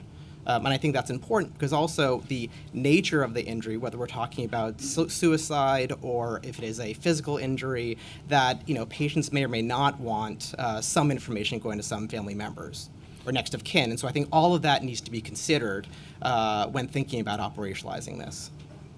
Totally understood. But I think that if you were to incorporate into the screening process for new detainees, asking those questions, getting affirmation, getting indication that that is indeed what they want, then you have clarity and guidance. And I understand that things can change over time, but if a person's not able to inform their family members and they have given an authorization and directed the healthcare workers to do so, I don't see why that's complicated. I think family members deserve to know when somebody is in serious harm's way and when somebody has suffered a devastating injury. And it sounds like there are operational solutions to the challenges you've articulated. I appreciate for the 0.1% that there a more tailored approach may be needed, but I'd hope that we could find a path forward for the 99.9% of the cases that have been identified. Thanks so much, Chair. Thank you. I just had wanted to clarify one point. So in terms of what you were saying, I recognize what you're saying. People might be in there for a long time. And maybe the nature of the relationships might have changed with people on their who were their emergency contacts. Is there at any point during an evaluation process where a simple reaffirmation through questioning can just say, yes, this is still the person I would like to have contacted? I don't think it's kind of routinely built in the same way we obtain consents initially when someone comes in. I do think it's not just a matter of the individual someone identifies to be to speak to, but also that really depends on the clinical situation. Taking suicide attempts, for example, the family member, exchange with that family member or emergency contact could have been involved in the circumstances that led to that suicide attempt. So that's all information we want to have. We want to discuss with the patient in real time and then make decisions from there. So I think we want to just consider all the factors and all the circumstances that may come up in reality. Okay. In light of this hearing and maybe that you're saying this isn't routinely incorporated or it's not a protocol, is that something that you would want to look at? That suicide being one particular area, but serious injury and or minor injuries, it seems to me that someone treating a patient would just double check in the intake process of a health evaluation, hey, is this still the person we should contact should anything else go wrong here? Like, are we still good to communicate to these folks? And I'm just curious if this would be something you would be able to operationalize in a routine basis as a policy and a protocol. Yeah, it's definitely something we can look into. I think we'd have to discuss it with our staff and our leadership. Okay. I'm going to request that if you could in the follow-up provide the data that Councilmember Ressler is asking for, or an analysis of the data through the lens in which he is asking for. I'm going to pass it to Councilmember Stevens. Hello, good afternoon. Well, yeah, it's afternoon now. Well, I just have a question specifically pertaining to my bill, which is 735A. And I'm a little bit concerned and confused because this wasn't a bill that I took lightly, and also this was a bill that correction officers came to us with and pursued us to have. And so I'm really confused. I understand you're saying this is the intent, but you're already doing this work. And so I'm trying to understand then what's the disconnect between your officers and what you're saying now? Because again, I did not take this lightly. I've met with correction officers. I met with the union. Like, this was something that they brought to me and was really adamant about, had feedback in. And so now to be like, oh, we're already doing this, I'm very confused. And what's the disconnect between what you're saying and what your officers are saying? Good morning, Sherry and Member, Bureau Chief, Chief of Staff. So we support the bill. We just would like to work with council to do some modifications. As stated in the testimony, the department has zero tolerance policy towards all forms of sexual harassment or assault against any person who works or visits or is confined in our facilities. It's incredibly important to me and the department that we create a safe environment for our staff. There are very different pathways that we use. Our So investigation. you're saying you support the bill. Could you talk about the modifications? Because I know you guys have some like written stuff there, but I'm just trying to get to it because like even here it's saying you guys are already doing that. So you said you're already reporting it. It says this process of investigation has already been done. So what is the process that you're already currently doing? Correct. Thank you for the question. We have many different various ways that we report. DOC reported to their captain. The captain reported to the tour commander. The tour commander reported to CIB to investigate. Let me just start off by saying our Correctional Intelligence Bureau is the do preliminary investigations to support the Bronx DA to prosecute. When we speak about CHS, our partners, they reported to their supervisor. The supervisors then reported to their investigators, their associate director of investigation and safety. And when we talk about volunteers and providers, they reported the same. They reported up to us, and we reported out to CIB to conduct the investigations. So then what's the issue with the bill? Well, we like to do a follow-up and do some modification, work closely with the city council. There's some this basic modification as far Like as what? like the tracking. We want to align with the tracking system. So That's could you one talk thing. about what are the modifications and when you say tracking, because I know it says here that like sharing numbers publicly, like I don't think we're looking for names or anything like that, but sharing numbers, how would that deter people from wanting to report if they were sexually assaulted? Because that's what it says here. It says sharing numbers and specific details about are very sensitive and without consent of victims. Like, but you're saying it's being reported, so I'm really confused. This was in the testimony. I could maybe step in just from the CHS perspective too, which I think some of our concerns are aligned. Even though it doesn't name specific staff, I think the information, the level of detail that would be provided in terms of gender identity, ethnicity, race, location, that information could potentially be used to identify a staff member, just given all of the level of detail. So we wouldn't want staff to be deterred from reporting if they thought, particularly around sexual offenses, if they thought someone. I mean, could most people are identify them. deterred from reporting for a number of reasons, right? Sure. And so, I think again, this was something that was brought to us because they had a lot of concerns, and so it's interesting to me now. That's like, oh, this is going to deter them. I'm like, so then let's find a solution, because even the part of the bill is also about like mental health and treatment referrals and stuff like that. So. I think that like even to say, we support the intent, but that to me is a disconnect from what the correction officers. Again, I've met with them and they seen it and they gave feedback, and so I'm not sure why you guys didn't give feedback like before we got here, because I've been open to it, and so I'm just really confused, and so that's just my concern. And it just kind of just seems like it's like, and this is often happens with a lot of anything that we try to pass. It's like, oh, we like this, but we don't really want to do it, because that's what it kind of feels like. And so especially with all these bills where we're just trying to make things safer for everyone, we're trying to make it safe for the folks who are there working along with the people who are there serving their time. And so I think that is what this is about, trying to make a safe environment for everyone and making sure that everyone who's there is safe. I don't have any more questions. And if there are things that you want to have feedback in, I've had this bill for almost a year, and you guys could have definitely reached out to do that. And so it's really just interesting that the correction officers who are working there are the ones reaching out, and now you're saying that it's going to be an issue. So that's a problem for me. Thank you. Thank you, Councilmember Stevens. We're going to turn it to Deputy Speaker Ayala.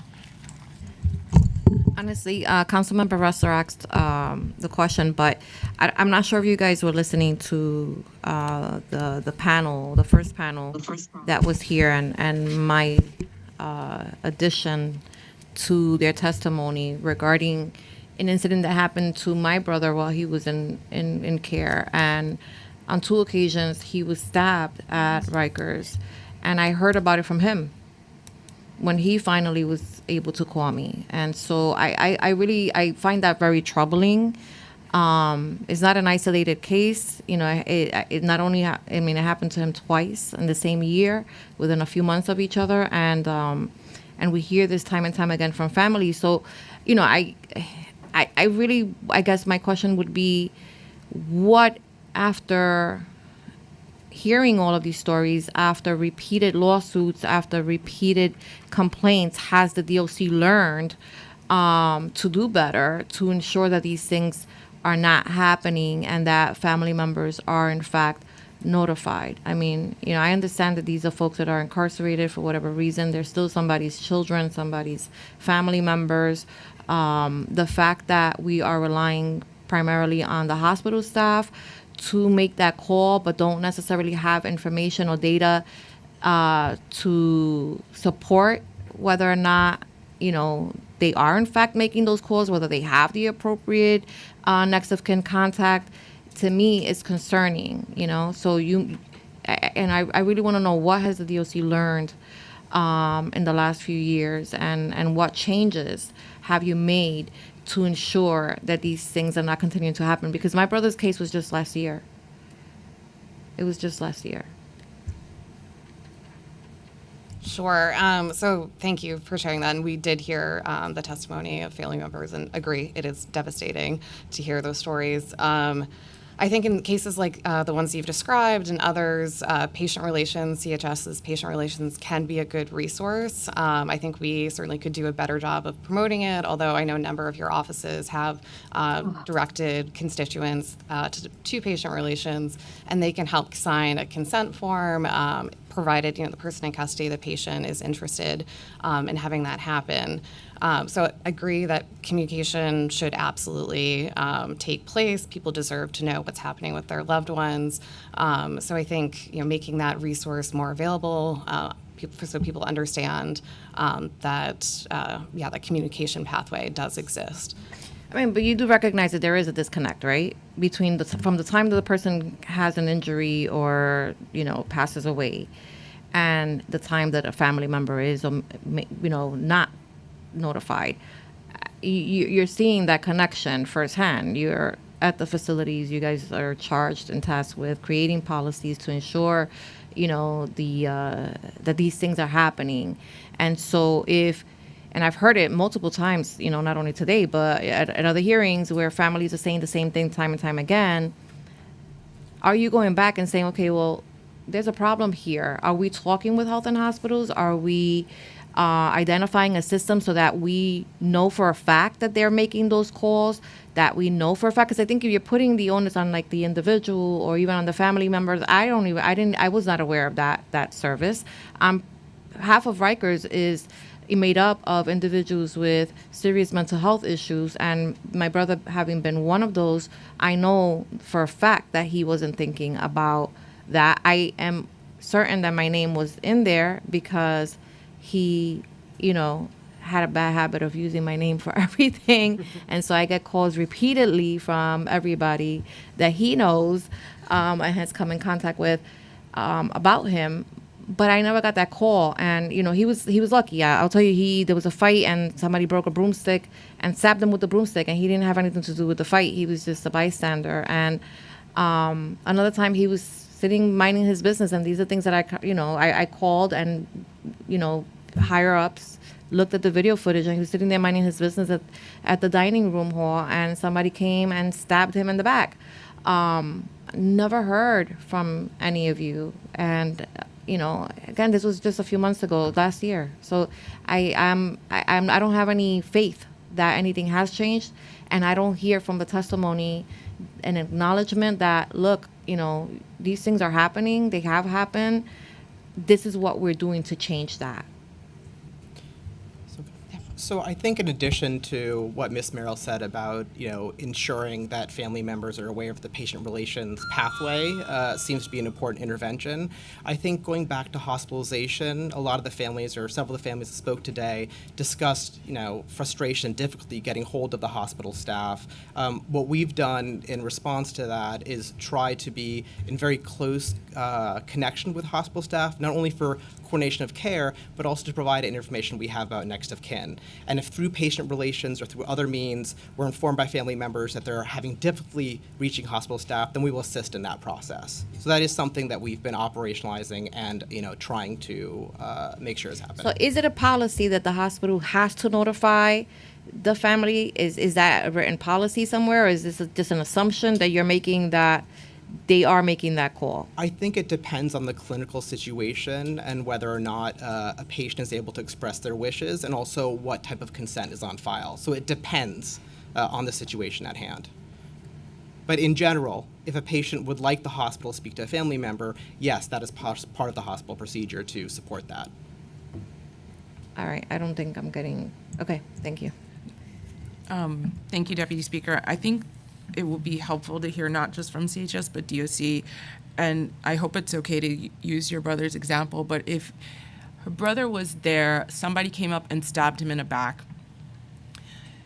the immediate response is coming from officers on the floor.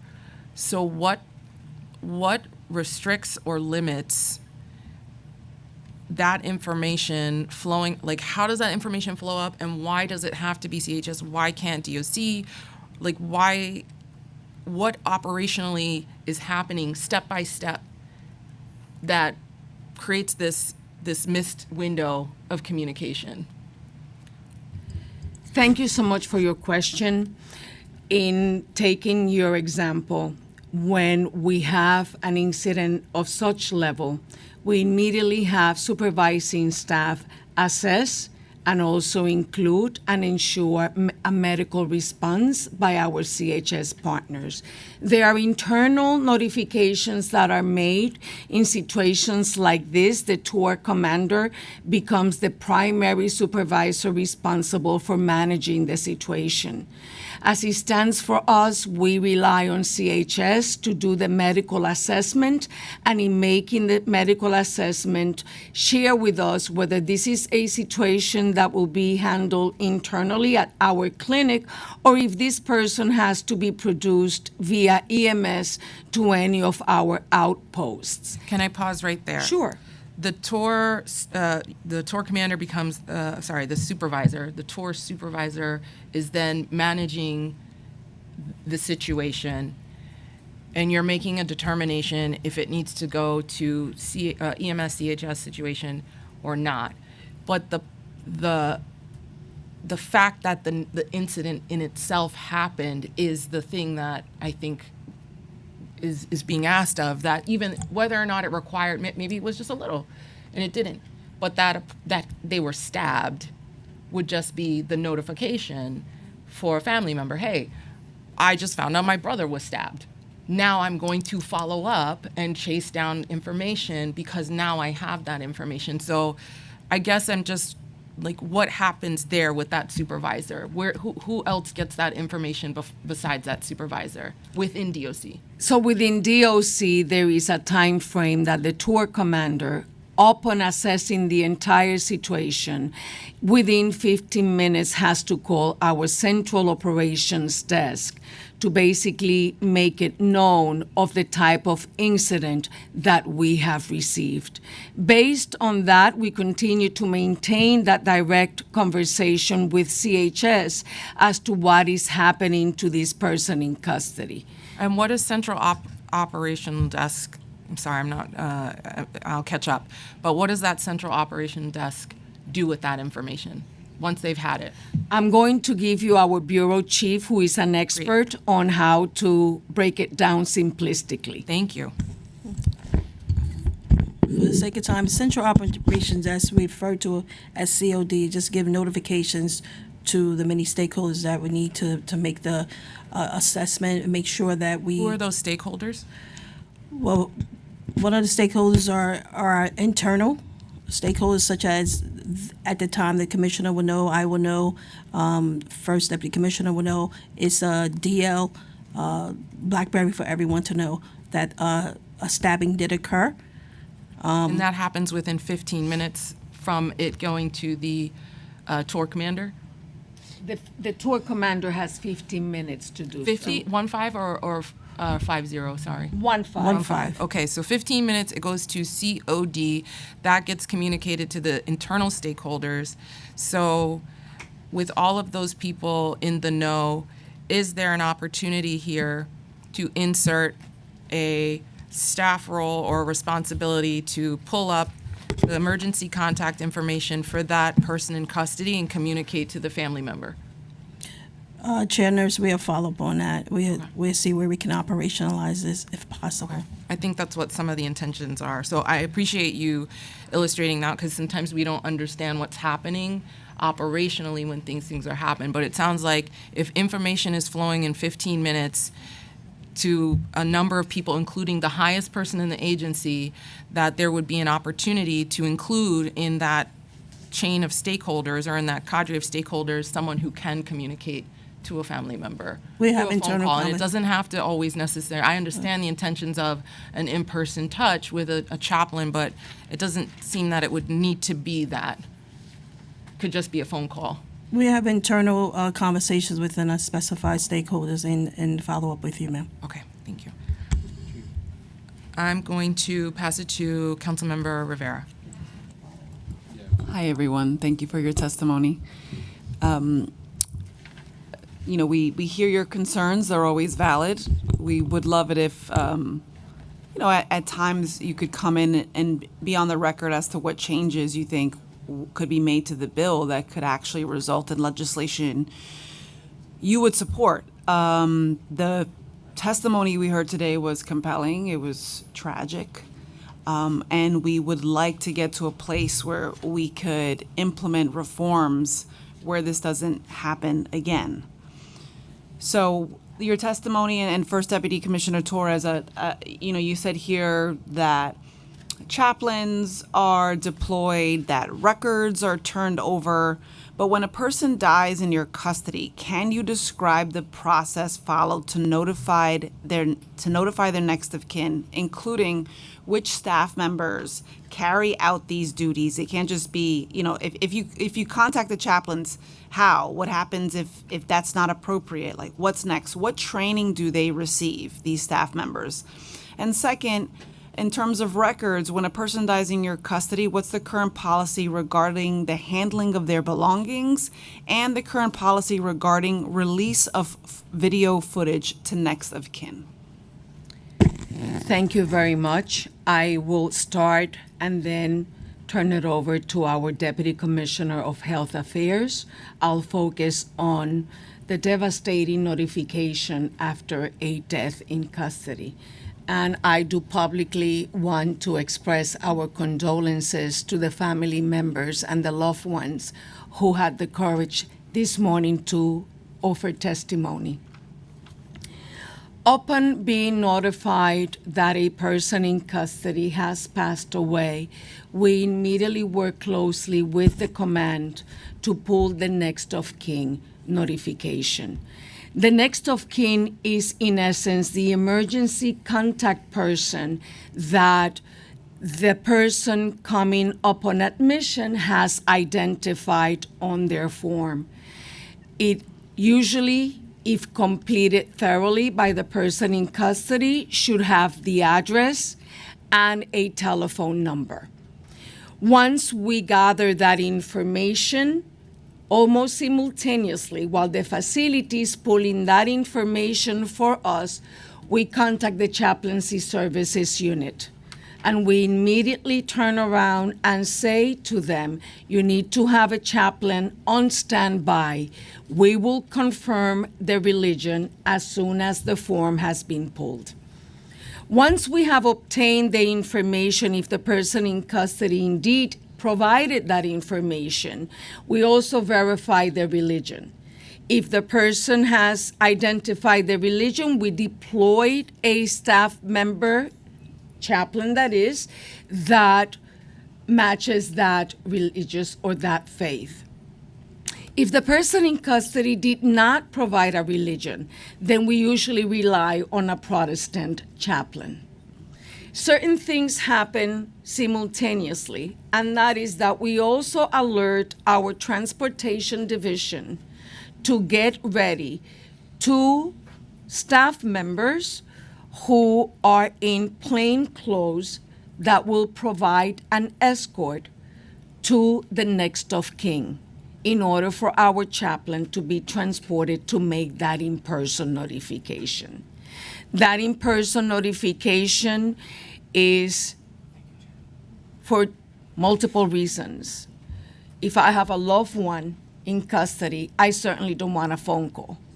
I want somebody to. And we help me. understand that. I think that's very, very sensitive. And just for sake of time, so you arrange to transport the appropriate chaplain according to documentation as soon as possible.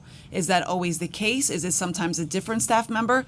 Do those chaplains receive training inside the DOC, or do you rely on their expertise and training outside of the Department of Correction? Outside when they were hired. And yes, you're correct, we transport them. Is it always a chaplain? Is it sometimes someone else? No, ma'am, it's always a chaplain. Okay, and you typically To make deploy that them- in-person notification, it is always a chaplain. Okay. So let's get to the current policy regarding the handling of their belongings and the release of video footage to the next of kin. What is the policy on those issues? I'm going to bring DC Saunders to actually. Okay, thank you.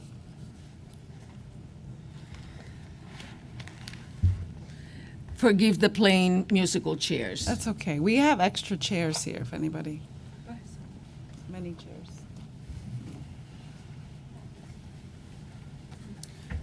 Good afternoon. My name is James Saunders, Deputy Commissioner of Health Affairs. With respect to your question, so per DOC policy, all personal property, including cash and other valuables belonging to the deceased person in custody, is delivered to the public administrator of the county in which the deceased last resided. If the deceased person in custody did not reside in the city of New York, then all personal property is delivered to the public administrator of the county in which the death occurred. And the video footage? Video footage with respect to FOIL, and in terms of releasing it to next of kin, can it be foiled? I believe it can be foiled under current law. It is. So the next of it kin is would have to foilable, foil the video but it would footage. also be subject to redaction to protect the privacy of other individuals who may appear in that footage. Okay, so the next of kin would have to foil the video footage They of would their have family. to submit an official FOIL request. Okay. I had a question about compassionate release since you mentioned it. I would just like to know the policy of it. I don't know if we have time for that, but the one other question I just wanted to ask is on a bill that I realized there were many pieces of legislation on the agenda today. I'd like a little more information on visiting policies to expedite the processing of children who are visiting. What % of visitors to the island ultimately do not get to see their loved ones? And is the department working on improving the time it takes for a visit to take place, specifically with children as well? So anything you could add on compassionate release very briefly, and then on child visiting, and I want to thank the chair for the time. Maybe we can start briefly on compassionate release. So I think the term is colloquially used, but it's really specific to prison generally. It's sentenced individuals. They may be released on compassionate grounds. For our purposes, where most people in custody are there, pre-trial, it's really a conversation that's happening between judges and defense counsel. And as mentioned in Dr. Spetty's testimony, judges aren't necessarily giving their rationale for why a person would be released. It would just be ROR'd. They're not indicating that it is, for medical reasons. That's not to say that we don't advocate for patients who have serious medical complex needs. We do write clinical condition letters for attorneys that they can use when advocating with the judges. But in terms of, a report for why someone was released on medical grounds, neither agency would have that information. Okay, thank you. I realize some things are related to prison, but clearly we should make everything relevant to the agencies within which we work. So thank you.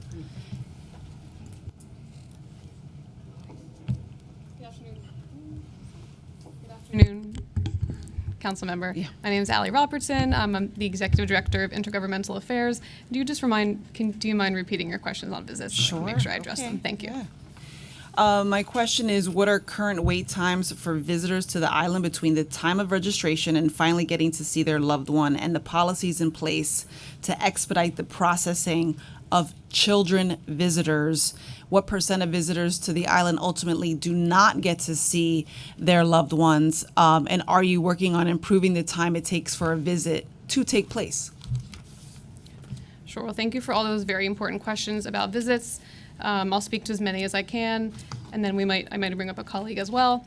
So specific to wait times, we are actually looking forward to implementing an online scheduling system. We were actually considering that prior to the introduction of the bill, so we're happy to work with the council towards that, recognizing that it will hopefully reduce wait times.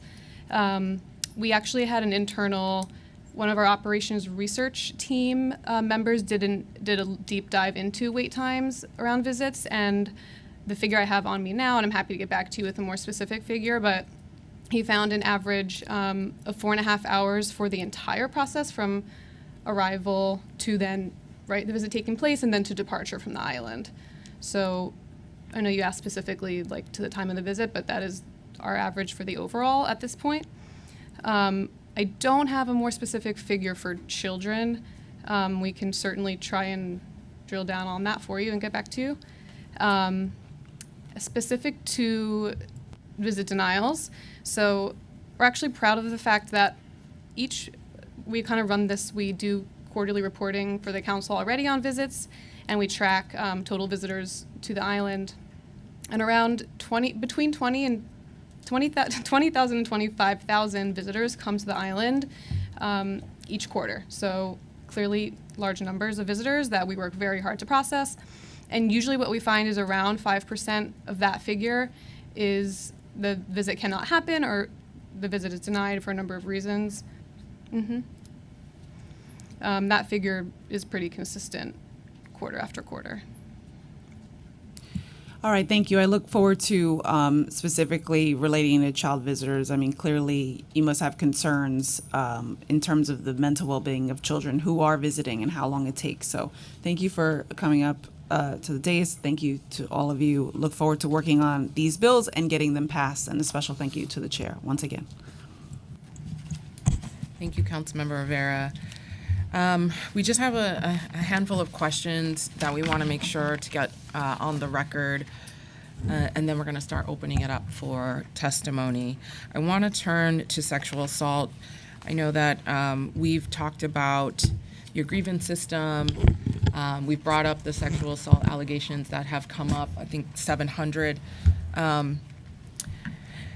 So I just want to continue in that thread of conversation as we're conducting our hearings for the rest of the year, because it is such a pretty astounding volume of lawsuits alleging sexual abuse and sexual violence.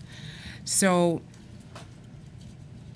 we know that many of these lawsuits involve allegations that date back several years against former staff members. And the news outlet Gothamus recently reported that at least 5 current DOC employees have been accused of rape and sexual assault, and 3 still work at Rose M. Singer Center. So I wanted to just kind of get on the record. Has DOC conducted an internal investigation against all officers who have been named in lawsuits that allege sexual assault? And if not, does DOC plan to investigate these claims?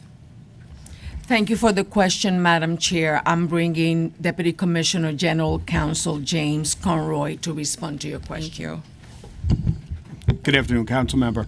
As you know, the ASA lawsuits are active litigation, and those incidents that you specifically reference are the subject of investigation, not only internally but externally. So we can't speak of them specifically. However, I will say that this commissioner and this administration takes any of these allegations extraordinarily seriously, and steps have been taken to ensure that those specific individuals are not in those same situations that gave rise to these allegations. So just to confirm, yes or no, yes, you are all doing an active investigation on everyone that has been named? We are cooperating, yes, with all investigations. Do any individuals named in the Adult Survivors Act lawsuits still work at Rose M. Singer Center? They do not. Okay. Does DOC have a process to reassign officers who have been accused of sexual misconduct so they do not work in the Rose M. Singer Center? That is part of the internal assessment of all these cases, yes. Not specifically to that facility, but with respect to any allegation and victim. So just to clarify, so if there is someone, if an allegation is made through your grievance process and like tomorrow or today, when that filters up the chain, do you all have a process where you reassign them away from the women's facility? There's a preliminary investigation, and all factors are taken into consideration, so I would not categorize it as automatic. But yes, there is a process. Okay, and what is the time period from when the right individuals within DOC learn of this and the reassignment or evaluation of the need to reassign is made? I think that's subjective. I don't have stats onto the exact time frames, but the notifications obviously are made, as we talked about with any incidents, very quickly. And then again, each incident and circumstance is subjective to, what's going on. Okay, do we have an average time frame, like a protocol?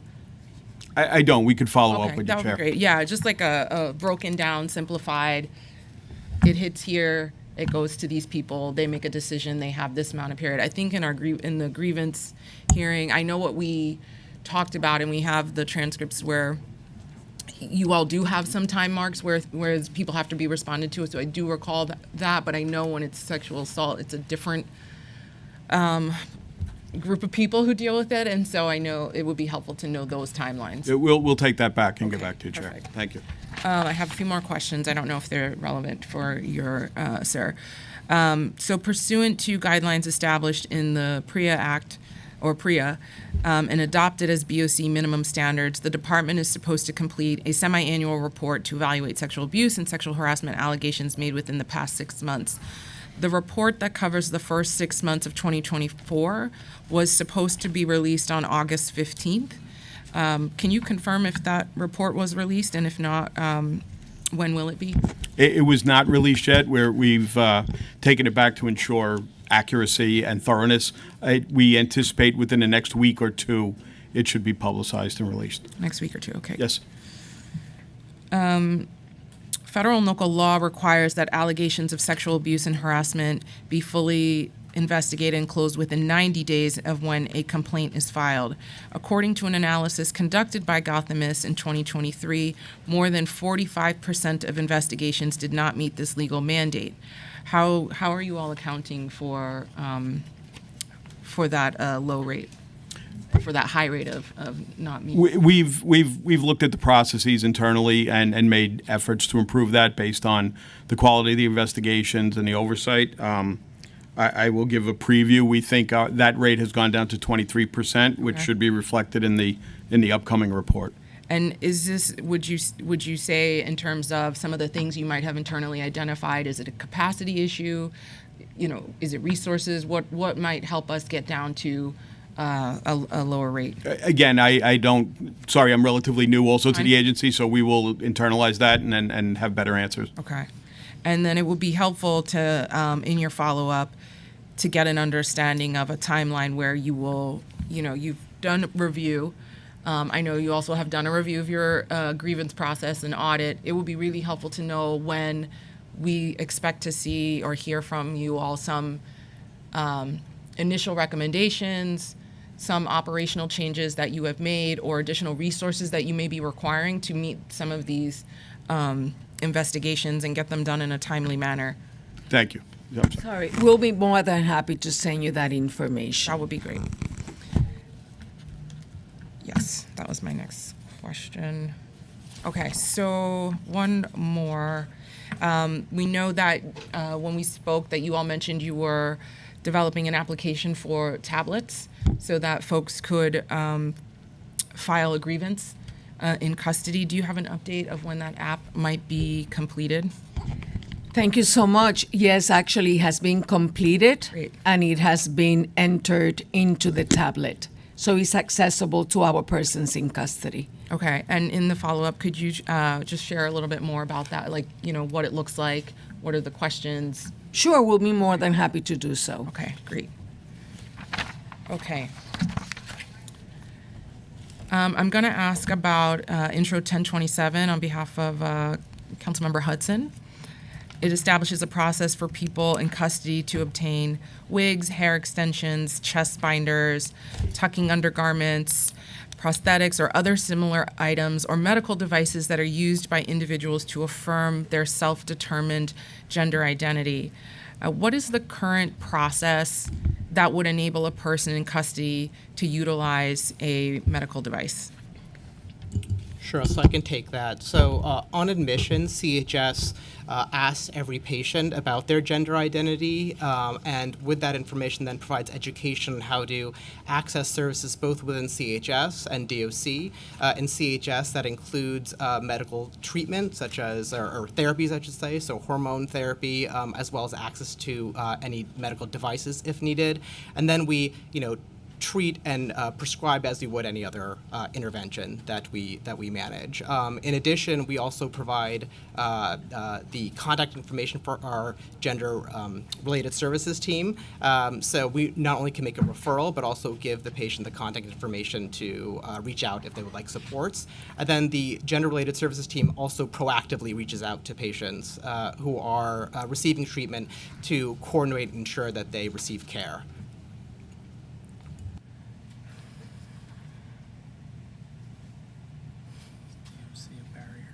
Okay. I was just quickly reviewing the testimony because there was so much said that I couldn't remember exactly what the objections to that bill were. Would you mind remind me what your feedback to Intro 1027 is? In a concise way, just like the top lines. Good afternoon, Speaker Nurse. I'm Valerie Graysock. I'm an Assistant Commissioner within the Division of Programs and Community Partnerships. We are fully committed to ensuring that TGNBI individuals in our care are treated with dignity and respect, and that they receive the services and items that are gender affirming. So currently, we make sure that any TGNBI individual in our care has access to gender-affirming toiletries, clothing that are aligned to their gender identity. We also work closely with CHS to make sure they have access to medical devices when needed. We are committed to growing that list of gender-affirming items, but we have to ensure that we do so safely. And so for any item that becomes permissible within our facility, we'll review those items for security. There are certain items, for example, that are mentioned in legislation like wigs that are currently not permitted for any individual in our care. So while we support the intent of the legislation, we would have to work out some of the specifics. If someone has and this might be a silly question, but if someone, for example, has a loss of hair due to cancer treatment, are they allowed to utilize a wig?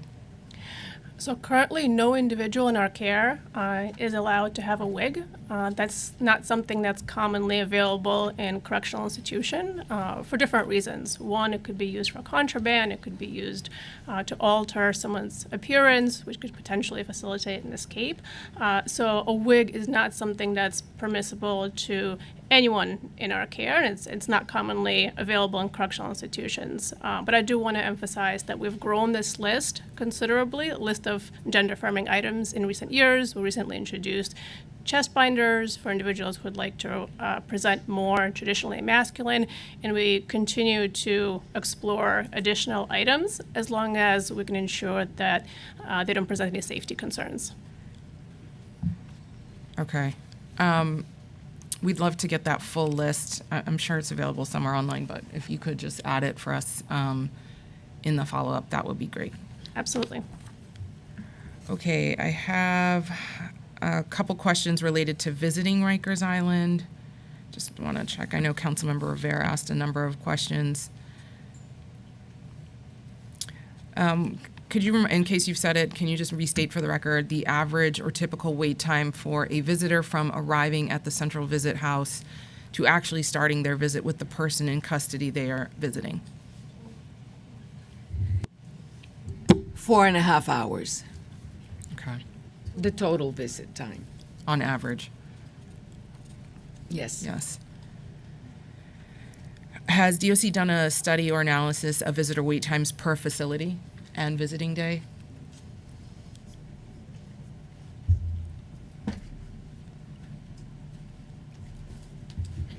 Good afternoon, Councilmember or Chair Nurse.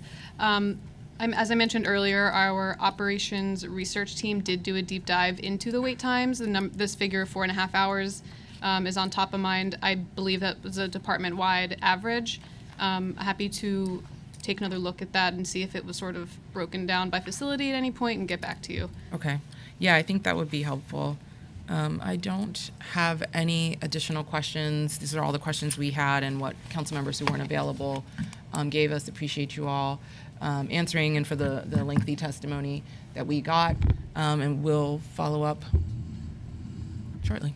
Madam Chair, if you allow me to, only because I didn't have the opportunity to respond to Council Member Stevens. Okay. Do know that when it comes to Intro 735A, we are in support of the intent. It's just that we are worried about how it is currently written. As a department, we have zero tolerance for sexual harassment and sexual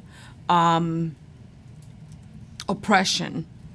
But the way in which it is written right now, or proposed rather, it requires for specific details about the sexual assaults incidents that would necessarily disclose identifying information about that very sensitive event or events, and that is where we would like an opportunity to work closely with the council. Yeah, I'm absolutely positive Councilmember Stevens would love to figure out how to make this workable, because I don't think we're asking for, the ability to pinpoint down people, but we do want to understand the volume of what's happening, because I know that maybe you personally and an institution might say they personally are committed to zero tolerance, but the systemic nature of what we're seeing shows that there is clear breakdown in how things are operationalized, the communication, the reporting, even the lateness in reporting chronically. So as an institution, having something written on paper doesn't matter at this level. So I think we need to have the data. Thank you so much. So we're going to transition into public testimony. We'll just give it a couple minutes for shuffling around. If you haven't signed up to testify and you want to, please see one of the sergeants and you can fill out a slip.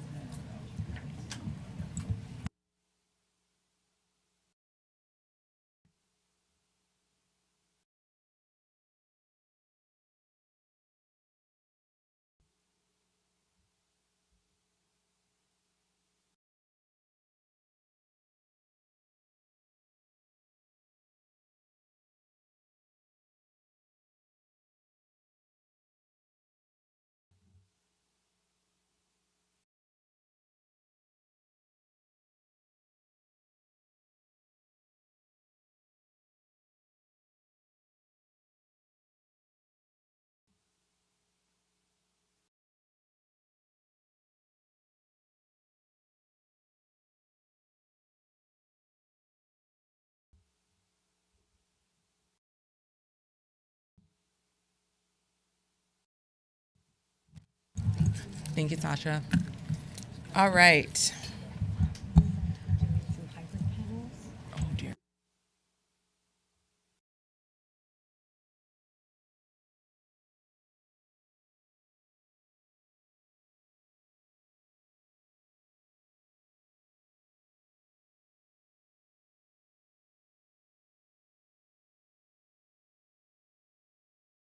All right, so we got some folks in the room and some folks on Zoom. I'm gonna call the first panel and then alert the next panel of folks so that you're kind of ready.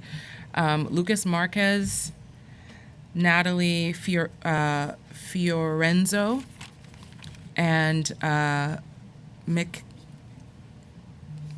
Kinkiad, Rachel Golden, Faris Ilias. You are all kind of the first round of folks.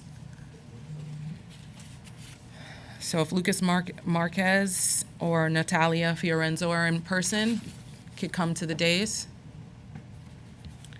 Okay. Oh, okay, sorry. If you are in the overflow room, we do have quite a number of seats that have opened up in this room, and you can try to come over. We have about 15 seats on this end. Okay, thank you.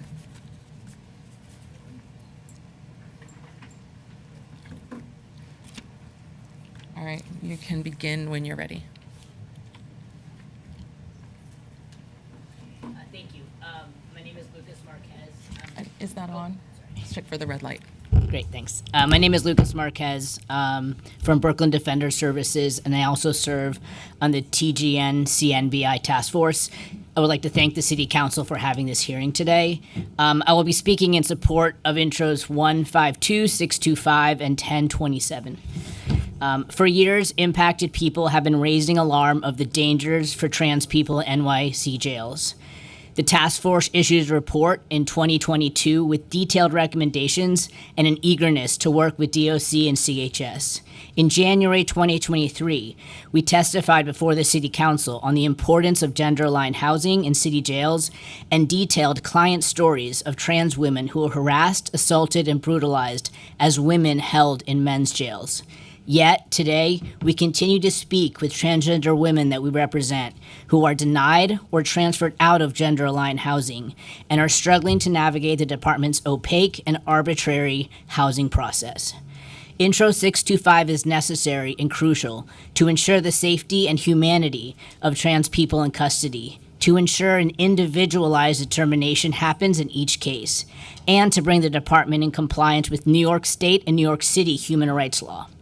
Critically, to ensure the department implements Intro 625 and 1027 as intended to protect trans, non-binary, intersex people, the task force must have additional mandate and additional support as outlined in Intro 125.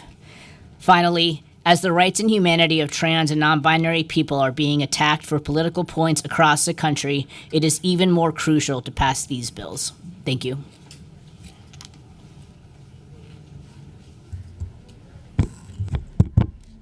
Hi, good afternoon. I'm going to scoot up. My name is Natalie Fiorenzo. I'm a corrections specialist at New York County Defender Services, as well as a member of the TGN CNBI Task Force. I'm grateful to be speaking at the hearing today regarding an abundance of proposed legislation that would target the needs of our clients in DOC custody. Written testimony from NYCDS will discuss our position on each bill, but I would like to highlight a few specifically today. Intro 625 is a powerfully, thoughtfully drafted bill that, in conjunction with Intro 152, will make life-saving changes to the experience of TGNC NBI persons in custody. I reported to this exact committee over a year ago that 100% of my TGNC NBI clients that are not housed in a gender-aligned facility experience physical violence, sexual violence, or both. I'm here to say, unfortunately, that that has not changed. When someone from such a vulnerable population says that they are not safe, they are not safe. It is high time that their own considerations and needs be taken into account above the cryptic, unfounded security concerns of DOC staff. As has been mentioned in front of this council before, moving a cisgender woman to a male facility due to her charges or an incident in custody is unfathomable. The fact that this punishment exists for transgender women is transphobic and illegal, per the New York City and state's own human rights laws. With the passage of 152, this task force hopes to have a stronger ability to collect data and information from a very reluctant Department of Correction and effectuate legislation like 625 for the TGNC NBI population at Rikers. I have some briefer comments on other pieces of proposed legislation here today. On Intro 206, I testified about the need for detainees to carry naloxone in front of the board in January of this year. As was mentioned earlier today, detainees are often our first responders, springing into action before an officer does. Overdoses were the leading cause of death in jails in 2022 and 2023, and this bill undoubtedly will save lives. For Intro 1023 and 1026, they both target the family visit experience. The current procedure to visit a loved one on Rikers is dehumanizing, exhausting, and frankly dangerous, as it forces families to wait outside for hours unprotected from heat and cold. I'd be interested to know if the 4.5-hour figure begins when someone enters the line or when they are actually processed for their visit, because I think that would probably double if it's when they arrive on the island.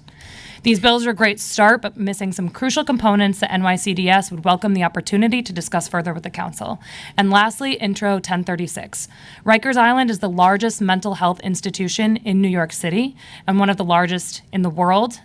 but it shouldn't be. They are not equipped and they are not trained to operate as a hospital. For our clients who are found unfit, the current wait time to be transferred to a forensic hospital and receive the care they need is 4 to 6 months. The decompensation that happens in that 4 to 6 months would shock each and every one of you. Thank you for Councilmember Nurse to shine a light on that with Intro 1036, and that is more than my time, so thank you. Thank you. Thank you for your testimony. We're going to call up the next folks. I'm going to ask for the clock to be 3 minutes, and then I'm going to hold to that, just because we have over 30 people signed up to testify. So I'm going to ask you to please respect the clock for 3 minutes. Sometimes it can help by, you don't have to state everything about your organization. A lot of that written stuff we do keep and we do read. So we have a Zoom panel next. So thank you all. McKinkiad, sorry. Hi, thank you so much. I'm going to try and stick to the 3 minutes. I appreciate the extension of time and I appreciate the opportunity to testify today. I am submitting fairly significantly written testimony with many data sets, personal stories, and citations to policy. And I really hope that everyone is able to read that because it goes into detail as to why 625, 152, and 1027 are so crucial.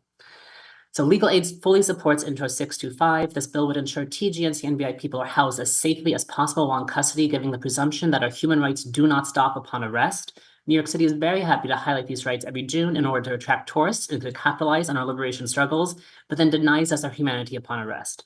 Intro 625 will presume gender-aligned housing, which can be overcome by stating it does not feel safe. So what DOC said earlier is incorrect. Or the department can overcome by stating a current danger of committing a gender-based violence against someone else. Advocates have been coming to the City Council for years to tell you stories of harm. I have even more stories in my testimony. You will hear more stories today. In 2019, the City Council held an oversight hearing on this very issue where this bill was first proposed. Since 2019, the department has done nothing to further the housing rights of TG and CNBI people. We've been waiting for 5 years. We cannot wait longer. It is very clear in this situation that the department is the one in current danger. They are committing the harm against us because of our gender identities. Intro 152 extends the duration of the task force. I've been on the task force since its inception in 2019. It needs significant amendments to ensure that the task force has the information and authority needed to be effective. In my testimony, there are significant amendments to the bill. My testimony also details many instances of stonewalling, refusal to cooperate, lack of knowledge illustrated by the department. We urge the City Council to make several important amendments to ensure that we can actually do our jobs. Intro 1027 requires that the department provide access to gender-affirming items and medical devices. Chair Nurse, I appreciate your line of questioning. However, I still don't know how a medical device comes in for a cisgender person, let alone a transgender person. I don't believe you ever actually got an answer to that question. These devices are used every day by TG and CNBI people to affirm identities and to mitigate feelings of dysphoria, anxiety, and depression. Allowing them into the jails is sensible, medically sound, and improves the lives of the people inside and the people who are working, who would also then gain access to these items.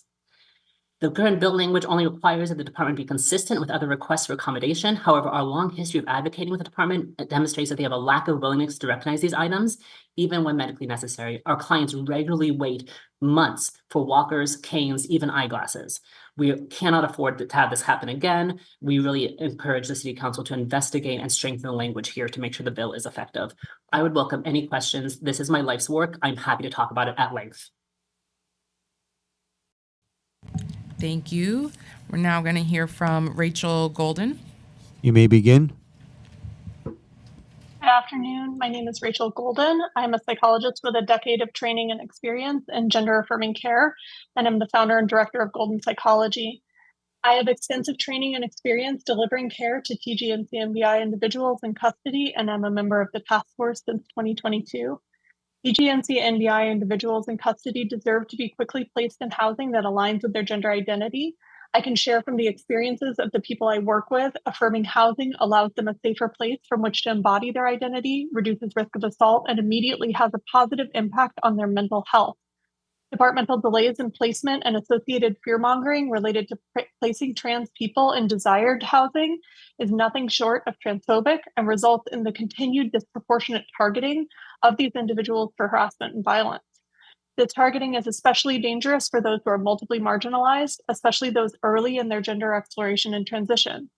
The department knows that failing to quickly place individuals in aligned housing increases the risks and instances of sexual violence, mental health decompensation, and places an added burden on the jail system to manage complaints and treat medical and mental health issues that result from not being in affirming settings. It is in the best interest of transgender people and DOC to speedily place individuals in housing that aligns with their gender and safety needs. Trans and non-binary individuals who do not wish to medically affirm their transition or who are early in their transition may not fit a binary notion of what, quote, being trans looks or sounds like. However, this is not proof of present danger to others, deceit, or potential to cause harm. In fact, lack of access to safe housing and items to affirm transition can place people at greater risk of harassment and abuse. To continue, the wrongful idea that there is ample incentive to pretend to be trans in order to gain access to transgender housing, units, and services, or for other antisocial gain is a fallacy that is not borne out by the evidence, and that is nationwide. It is not borne out. Given the well-documented reality of harassment, trauma, and abuse due to identifying as transgender, there is little to no incentive to pretend to be transgender. In addition, there is absolutely no evidence that people pretending to be transgender is a common occurrence, whereas there is ample evidence of the risk of violence.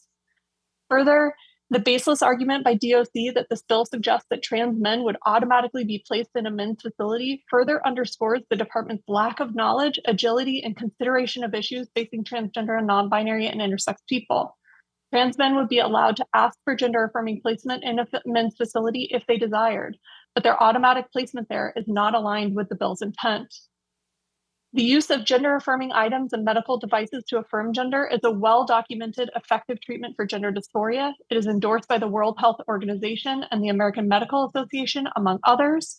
The American Medical Association states that gender-affirming care is medically necessary, evidence-based care that improves the physical and mental health of Your time transgender has and gender expired. diverse people.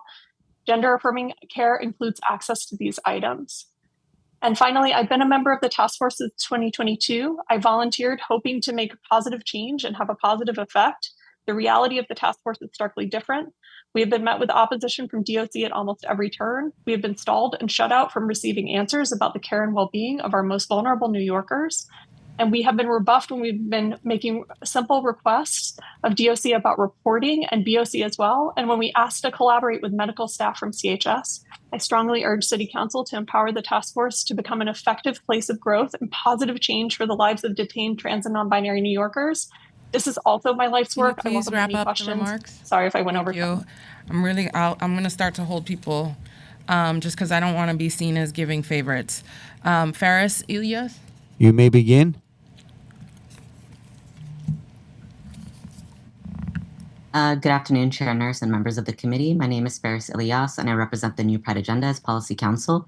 I will submit more extensive written testimony about the other measures before you, but today I'll be speaking specifically about Intro 152.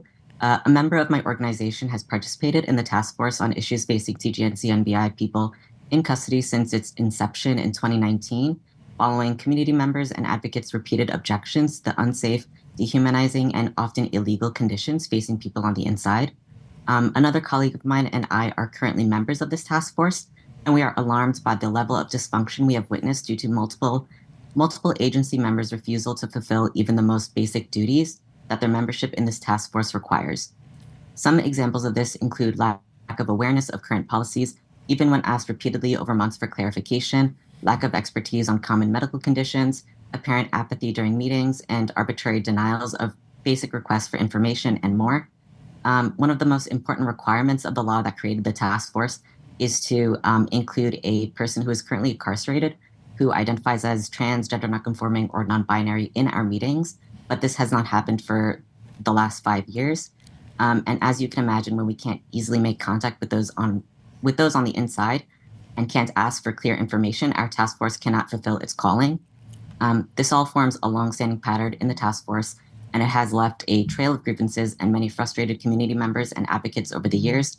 And our experiences cannot even compare to what people on the inside face as they have to interact with these agencies and navigate unclear policies and systems that put their rights and well-being at risk on a daily basis. I urge you to pass Intro 152 and the suggested edits to extend our task force and to implement the measures that would better equip us to represent people on the inside and to assist you in making a meaningful difference for them. Thank you for your time. Thank you so much. So we have a couple in person. I'm going to call the names, and while you get set up, we'll go to another person on Zoom. But we have Jay Edidin and Jewel Baskerville, but we're going to hear from Kennedy Felder on Zoom while those folks come up. You may begin.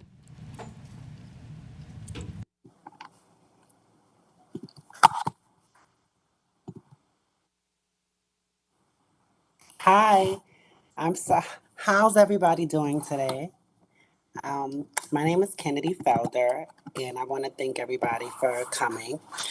So first off, DOC, that's such a lie. Could you imagine if you misbehave and someone said to you that you're going to go to the man's jail? Not the box, but the man's jail. Like, that puts someone's mental health in limbo, and I think it's messed up. But today I'm going to be reading a testimony on behalf of one of the officers that worked at the transgender housing unit in 2018. I would like to thank the members of City Hall for allowing me the opportunity to speak today on an issue that I believe is of critical importance to the safety, dignity, and human rights of incarcerated individuals within NYC DOC. As a former correction officer, I had the privilege and responsibility of overseeing the establishment and supervision of the country's first transgender housing unit within a detention facility. From that experience, I have witnessed firsthand why it's imperative for this type of housing to exist within our system. When we talk about the purpose of incarceration, we often emphasize the concepts of justice, rehabilitation, and public safety. But I believe one of the most overlooked aspects of our responsibility is ensuring the humane treatment of every person in custody, regardless of their gender identity. Transgender individuals represent a particularly vulnerable population in any detention facility, often facing extreme levels of violence, harassment, discrimination simply because of their identity. Without proper housing, transgender inmates are disproportionately at risk for physical and emotional abuse, and in some cases, their lives are put in danger. Aside from her testimony, I would like to really emphasize how important it is for you guys to know that when you take someone out of their gender housing and place them in a male unit, it's dangerous. They're going to be sexually harassed. Priya does not come quick enough. Priya does not care. DOC is lying about the wig too. I was locked up in 2018 and there was an inmate there who wore a wig. She was a female cisgender inmate. She had a wig. She personally told me she had the wig for medical reasons. So what is the difference between a transgender female inmate not having a wig? That person that was talking, they lied. Another thing, I was transferred to go to the hospital to have surgery, and DOC didn't even do the proper research that to understand and know that Bellevue could not give me the proper surgeries that are needed. That was my top surgery. So they wasted my time for 9 months without proper research, which shows that they did not care. So I just feel like DOC today was a hot mess, and I'm sorry about this, and thank you for your time, everybody. Have a great day. Thank you. Thanks for your testimony. So we'll hear from Jay Edidin, and Jewel Baskerville. Sorry, I didn't really specialize well in education growing up. You may begin. Thank you for your time, Chair Nurse, members of the committee. My name is Jay Edidin. I'm the Director of Advocacy and LGBTQ+ initiatives at the Women's Community Justice Association, which is an organization that advocates with and on behalf of women and gender-expansive people impacted by mass incarceration. And I'm testifying today on behalf of the Beyond Rosies campaign. And there are a lot of fronts on which to support Intro 625, and they're all important. The one I want to highlight is really basic equity. Because right now, TG, NC, NBI people are the only population in jails for whom gender-aligned housing is treated as a privilege and not a right. Consider the following. If a cisgender woman detained on Rikers broke a rule, should the city punish her by placing her in men's housing? Obviously not. If a cisgender woman were detained on charges of violently assaulting another woman, or even more than one woman, does that mean she should be housed in a men's dormitory? Clearly not. And should cisgender women who are caught having sex with other women while detained be placed in men's housing? Well, no. And those are really easy answers. And the other option in this scenario is pretty much unthinkable. And yet, trans people are still sent to non-gender aligned housing for things as simple as minor rule infractions. Intro 625, which would extend the same basic right to TGNC NBI people in custody that their cisgender counterparts already enjoy, should likewise be a simple and obvious yes. I also want to speak briefly to Intro 1027. The city has framed this as a risk for contraband, and if that is indeed the case, it's a pretty strong argument not against the bill, but against holding TGNC NBI people in city custody, as the city is indicating that it is incapable of safely meeting the most basic medical and social needs of our community. In the meantime, I urge you to vote yes on Intro 1027 as well as Intro 1025, not to discriminate against an entire population to accommodate incompetence on the part of one of the most overfunded departments in the city. Thank you. Thank you. Hello, my name is Jewel, and the following is a statement submitted by a Legal Aid Society client who is a transgender woman currently in New York State's DOCCS custody. The client spent significant time in the New York City jails prior to her time upstate. She spent time in both men's and women's jails and submitted this in support of Intro 625. Quote, "To do what is right without a sense of urgency is like a fireman going into a burning building but stopping to ponder over it. I fear that words are no use in trying to explain the urge, the need, and the dignity that are at stake for humanity if we don't pass this bill as a stepping stone and pillar for people, gender identity, respect, and safety. There is a legal maxim that states, the body cannot be blamed and guilty of a crime if the mind isn't guilty also. The mind of the city council and jail administrations years ago are different than the minds of today. We have advanced in science, DNA, and now artificial intelligence. We are wiser and we must learn from past mistakes. I truly do not blame the current city council for the decisions that were made in the past with DOC administrations. The consequences of those past decisions are mental anguish, poor self-esteem, and a degrading sense of worth, suicidal thoughts, and a constant philosophical battle of answering the question, am I a human being? Knowing the consequences, the city council will be to blame and held responsible if they fail to act. So ask yourself, what did I not do? What is it I could do a little bit more? The answer is to vote in favor of Intro 625. You have the power to help be the solution or prolong the problem. You can resist change and potentially get ran over by it, or you could choose to cooperate and adapt and learn how to benefit from it. When you embrace change, you begin to see an opportunity for growth.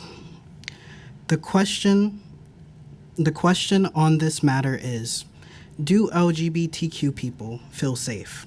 Without Intro 625, there is no law and order for LGBTQ people.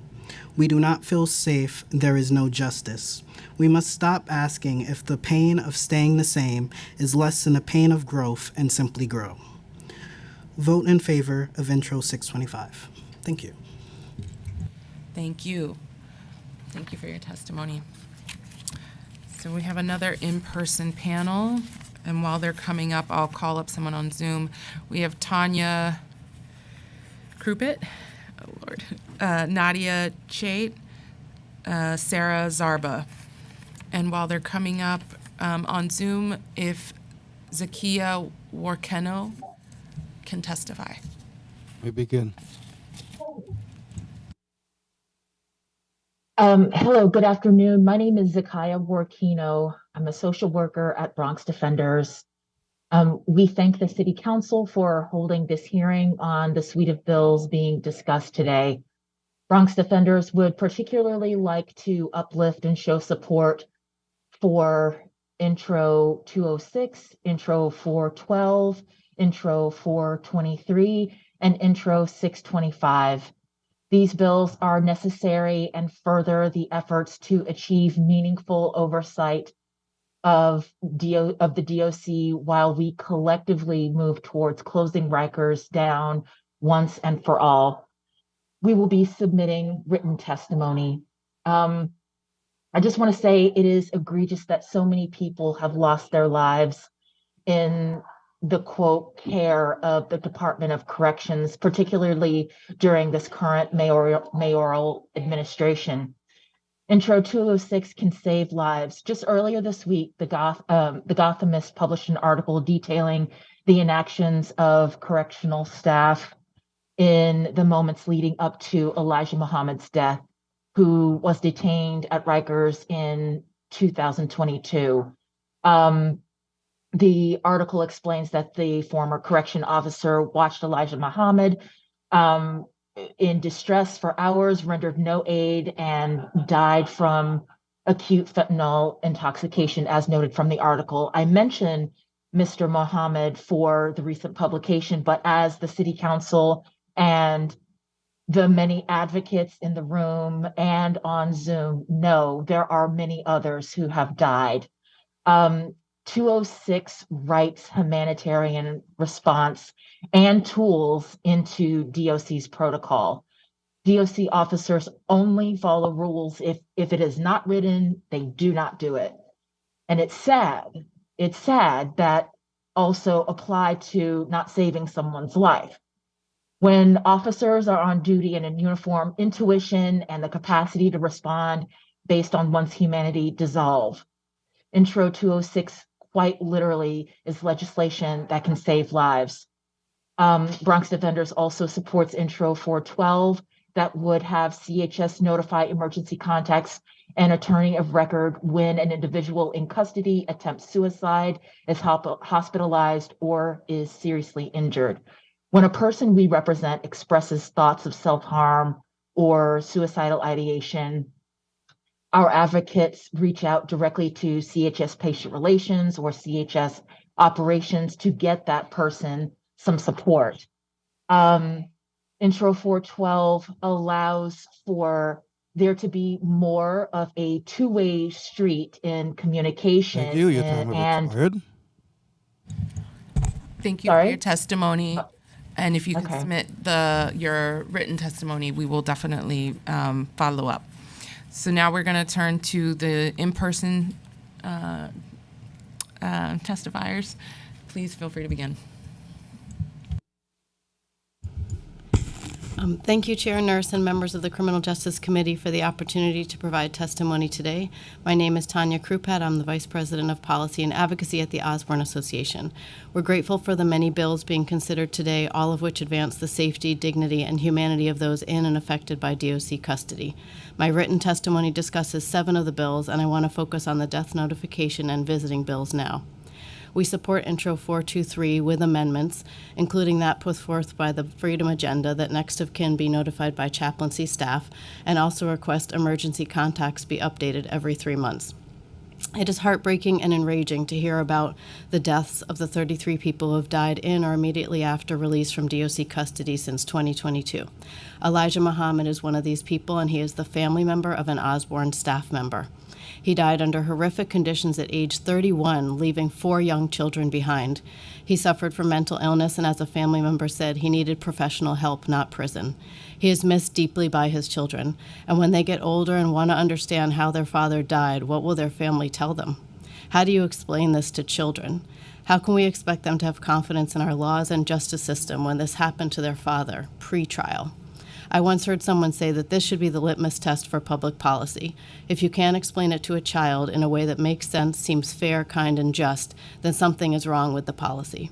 Something is very wrong when we need death and serious injury notification laws for our jails, which we do need. We're very happy to see the 3 bills focusing on visiting, which is a critical lifeline for those in custody for their children and families. Osborne supports the 3 visiting bills with recommended amendments that are detailed in my written testimony.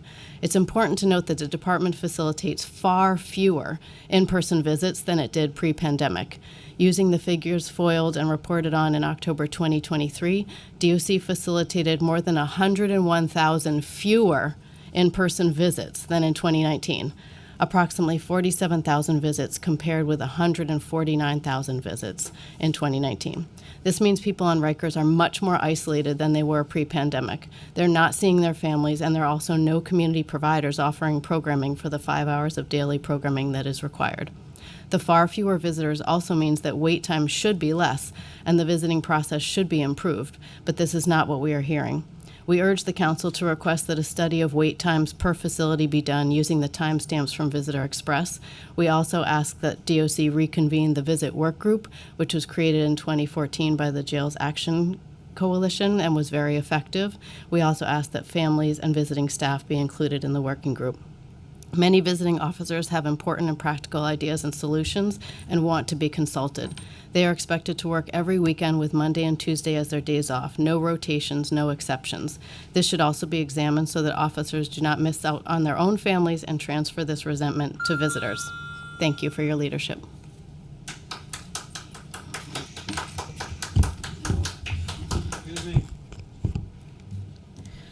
Good afternoon. My name is Sarah Zarba. I'm a social worker with the Legal Aid Society's Women's Pretrial Release Initiative, and I'm here in support of Intro 206A. Our project crafts bail packages and advocates for our clients released from Rikers Island. In the past year, our team has tragically lost 3 clients to overdose shortly after their release. This is for August, Jasmine, Janaea, and their families. At the Legal Aid Society, we know that pretrial detention equals death. That is why prioritizing the safety and well-being of our incarcerated clients is not just necessary, it is an urgent obligation. The Department of Corrections has repeatedly demonstrated they are not prepared, not trained, and not willing to protect incarcerated people in their care. That is why today we are urging you to pass Intro 206A and make it mandatory for correction officers to carry and administer Narcan. Our clients have shared that overdoses are a regular occurrence at Rikers. In every instance, our clients are the ones who carry and administer Narcan to save the lives of their peers. Some have reported that during an overdose, officers have yelled for help from other incarcerated individuals instead of intervening themselves. This highlights DOC's shocking unpreparedness in crisis situations. Every minute that passes during an overdose is a minute closer to death. This highlights a serious need for exactly the type of change that 206A will bring. Our position is clear. Pass Intro 206A because the burden of saving lives should not fall solely on incarcerated people. I also refer this committee to our written testimony, which details support and recommendations for amendments to the other bills under consideration today. And I thank Chair Nurse and the bill sponsors for continuing the necessary work to address conditions of confinement that continue to harm those we serve at Legal Aid. Lastly, we are thrilled that the bill now includes language that mandates DOC to offer Narcan kits to those being released from Rikers. This will help protect communities as studies show the risk of overdose is highest in the days and weeks immediately after release from custody. By passing Intro 206A, you are honoring the memory of August, Jasmine, and Janaea and taking meaningful action to prevent future tragedies. We urge you to make DOC act because clearly they won't do it on their own. Thank you.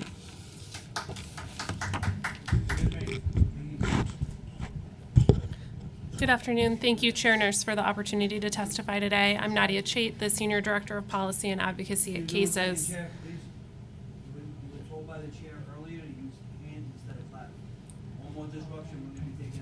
No, I think she might have came in a little. That person might have came in a little bit. Okay, folks, going forward, please use this instead of clapping. Yeah, Thank you. please, thank you, because we want to keep everything cool and collected. Thank you, Chair Nurse. We support the array of bills heard today, but I want to highlight our support for Intro 423, Intro 412, and Intro 1036. There's really nothing I could say, I think, on 412 and 423 that would be more powerful than the stories that we heard today. But these are bills that take basic steps to recognize the humanity of the people who are in custody and the communities that care for them. It should not require legislation to make this happen, but it clearly does, and so we strongly support both bills. but I'll focus my remarks on Intro 1036. We work closely at cases with people who have court involvement and serious mental illness, and the 730 process is broken and deeply in need of reform. This bill takes a basic step to increase transparency for a process that we know is far too slow. I think it's particularly critical, the portions of the bill that focus on getting public reporting on the delays in getting individuals their competency exams. There's simply no reason that individuals should be sitting on Rikers for months at a time while their mental health is worsening to get a basic evaluation so that they can either get the care that they need to be restored to competency or have their case proceed if they're already deemed fit. We know that as individuals are sitting, their mental health gets worse, and it often creates situations where unfortunately individuals are cycling through having a 730 examination, being declared not fit, going to a psychiatric facility, going back to Rikers, having their case delayed again, and simply repeating the process, in many cases for years. That's in basic violation of individuals' rights. It does nothing to serve justice, and it does nothing to make our city safer. We strongly support this bill, and I appreciate the opportunity to testify today. Thank you. Thank you all for testifying today. Just a reminder, we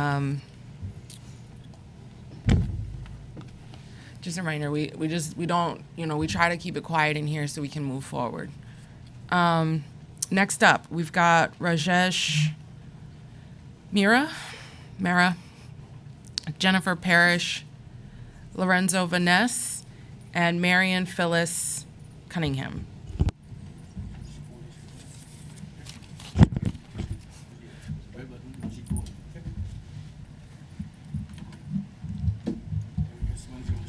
No, go ahead. They'll do it online. Thank you. You can begin when you're ready. My name is Rajesh Mehra, and while I do work for Correctional Health Services, I'm here speaking in my personal capacity. Actually, I had great opposition in coming and speaking here today, so let's make it count. So I'm here speaking in my personal capacity, and I'm the senior most creative arts therapist at Rikers. I've worked there and served those patients for over a decade now. So I'd like to bring some insight from the ground floor, because we've heard a lot of people in leadership speak, people who don't necessarily actually see what's going on with their own eyes. We're actually, so I want to speak from that perspective as a public servant. So one of the things I'd like to bring attention to is something that Dr. Sabetti brought attention to, and that's regarding the risk of misattributed liability for my clinician colleagues. And that's something very serious. And I've seen, look, if you care about the people incarcerated in Rikers Island, we need good, dedicated staff, dedicated public servants. And even though I'm like an anomaly there, someone who's been there over a decade, I see people, really good people, really excellent care providers leaving left and right for different reasons, including burnout, compassion fatigue, vicarious traumatization, their own having suffered assaults, and then to add the risk of losing their license and their reputation on top of it. There should be accountability when it's called for, but the risk of misconstrued liability is something nobody should have to face. I don't want to see more good colleagues go. That affects my patients too. So I also want to bring attention to regarding the violence and the support and the wellness of staff bill that was brought forth today.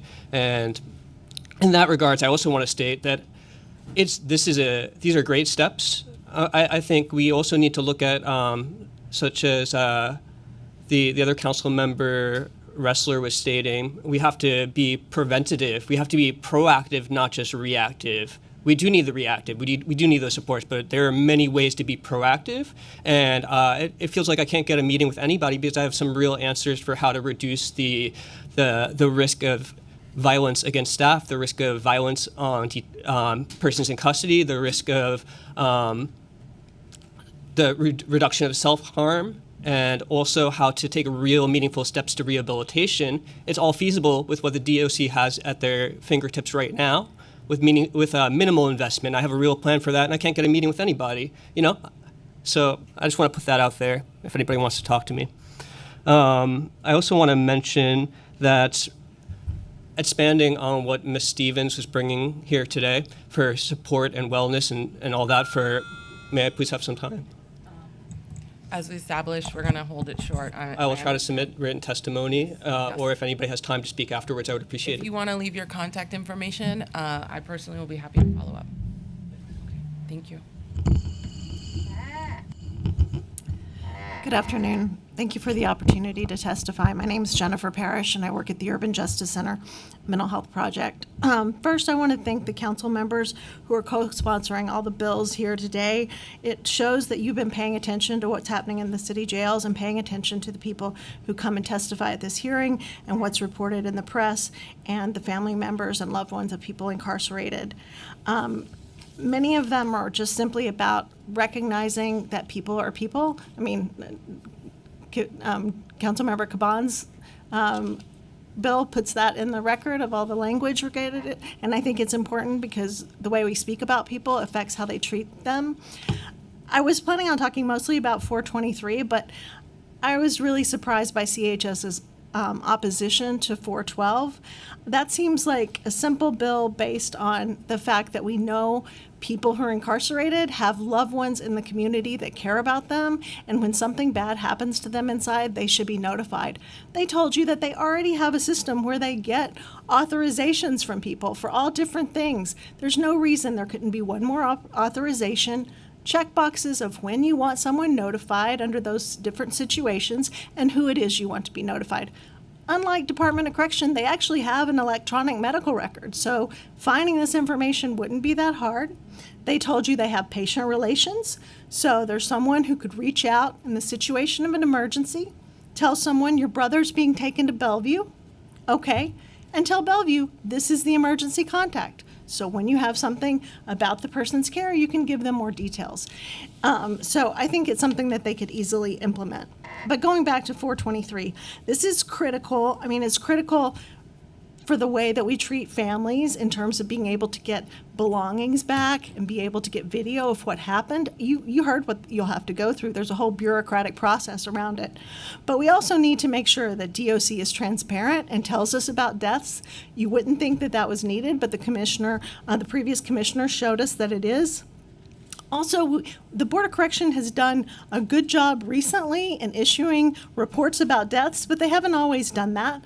In fact, in the 16 deaths that happened in 2021, there were no reports about them until September 2022, when a different leadership of the board came in. And even this year, they chose not to report on the death of Roy Savage. To them, it happened in while the person was in custody, but in a hospital. So they didn't think it needed to be looked at. But clearly it does. You heard from the first panel from his family about how disrespected they were. Another piece of 423 that's important is making DOC respond to the recommendations. That doesn't happen now. I see my time's out, and I'll submit written testimony. Thank you. Thank you. Good afternoon, Chair Nurse and members of the Committee on Criminal Justice and members of the community. My name is Lorenzo Van Ness. My pronouns are they and them, or ella in Spanish. I have the honor of serving as the Director of Community Organizing and Engagement at the New York City Commission on Racial Equity, also referred to as CORE. CORE is a 15-person-led commission established through the November 2022 ballot to hold government accountable to advancing racial equity in government, operations, and increasing community voice in government decision-making.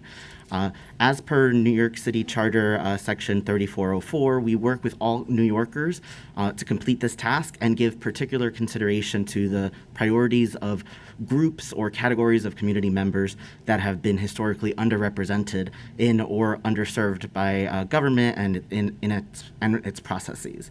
The LGBTQIA plus community are identified in our New York City Charter as a marginalized community. Additionally, through our citywide engagement, New Yorkers have identified people who are or have been formerly incarcerated and people who are loved ones of people who are currently or formerly incarcerated as part of communities who are marginalized in our city.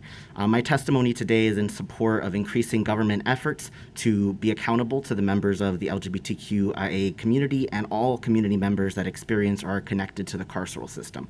As a queer trans Latinx New Yorker, I fought for access and justice throughout my career. My personal and professional work is informed by my relationships with those who have been incarcerated or have a loved one who has been incarcerated. To begin, we must first acknowledge that Black and Latinx communities, as well as trans, gender nonconforming, non-binary, and intersex people are disproportionately represented in Department of Corrections custody. In 2023, New York Civil Liberties Union reported that TGNC, NBI community are heavily policed, criminalized, and face multiple barriers and forms of discrimination when seeking basic needs such as housing, food, education. 1 in 6 transgender people report being incarcerated in their lifetime, and it jumps to 1 in 2 when we talk about Black transgender women. Over the past 3 months, CORE has heard from more than 4,000 New Yorkers on the needs and priorities that New York City government should address to improve their well-being. As an early analysis of the data, we are able to share that more than 50% of New Yorkers agree with our priorities and have emphasized the need for additional programming in jails to prevent recidivism and increase mental and physical health of the person incarcerated. Proposed legislation intros number 412, 423, 625, 152, and 1027 lets New Yorkers know that their government representatives, hear them. Our communities are here today telling us what they need to be safe, protected, and to thrive, and we must listen. Thank you. Thank you. I know it's hard to jam it all in there. No worries. Okay, we have two. I'm gonna call up 2 folks for in-person, and then we'll have some folks come up on Zoom. Sorry, my brain's like falling apart. Ashley Conrad and Ricky Foray, if you could come up. And then while you all are getting settled, let's go to Reggie Chapman on Zoom.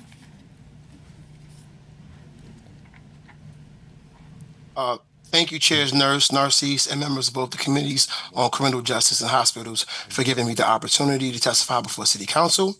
My name is Reggie Chapman. I am the Director of Policy at the Fortune Society's David Rothenberg Center for Public Policy.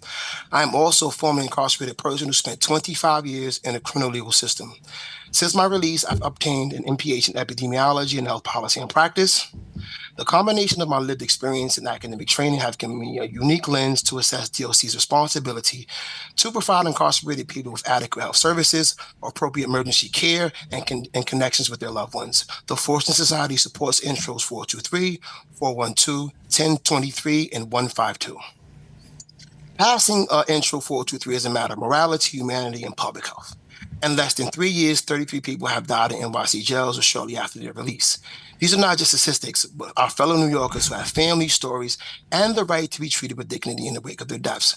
When someone dies under these circumstances, we must have policies in place to investigate these occurrences and report findings with transparency, which ultimately demonstrates respect for human life.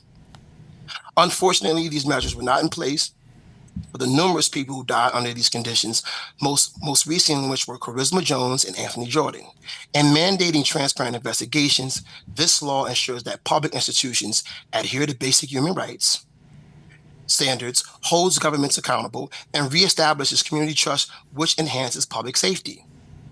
Passing Intro 412 is a moral imperative. Incarcerated people lack control over their environment and depend on DOC to provide them with basic healthcare, safety, and a humane environment.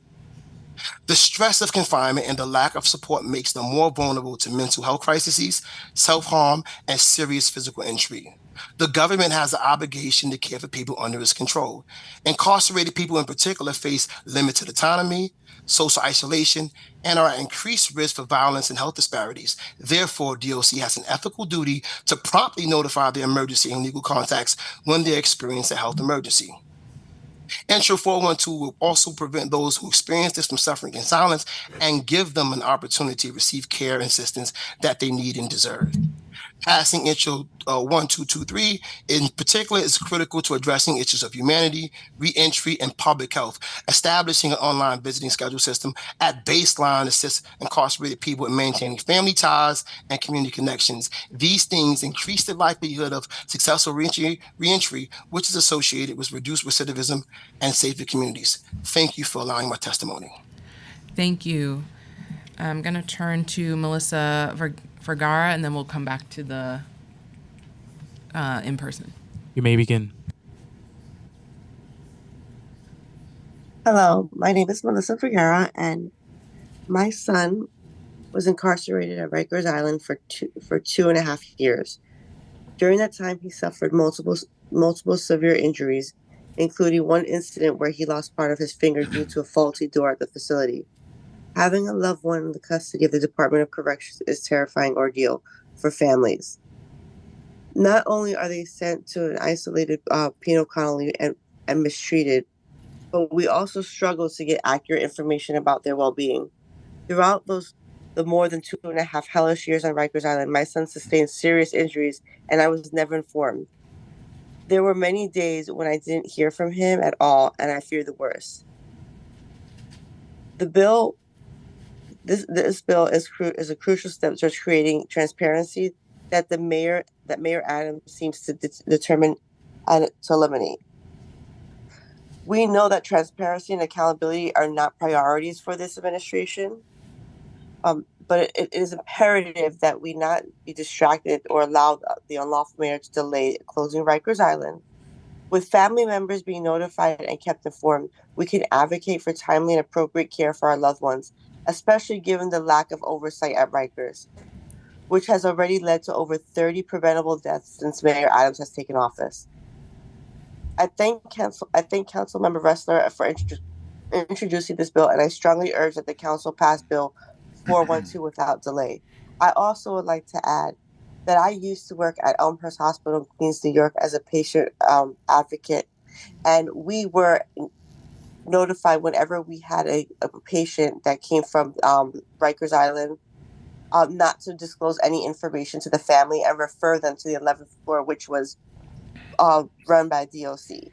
So we're getting a lot of information that's inaccurate, and I know firsthand that the hospital staff does not relay any information to family members when there is a person that comes from the Department of Corrections.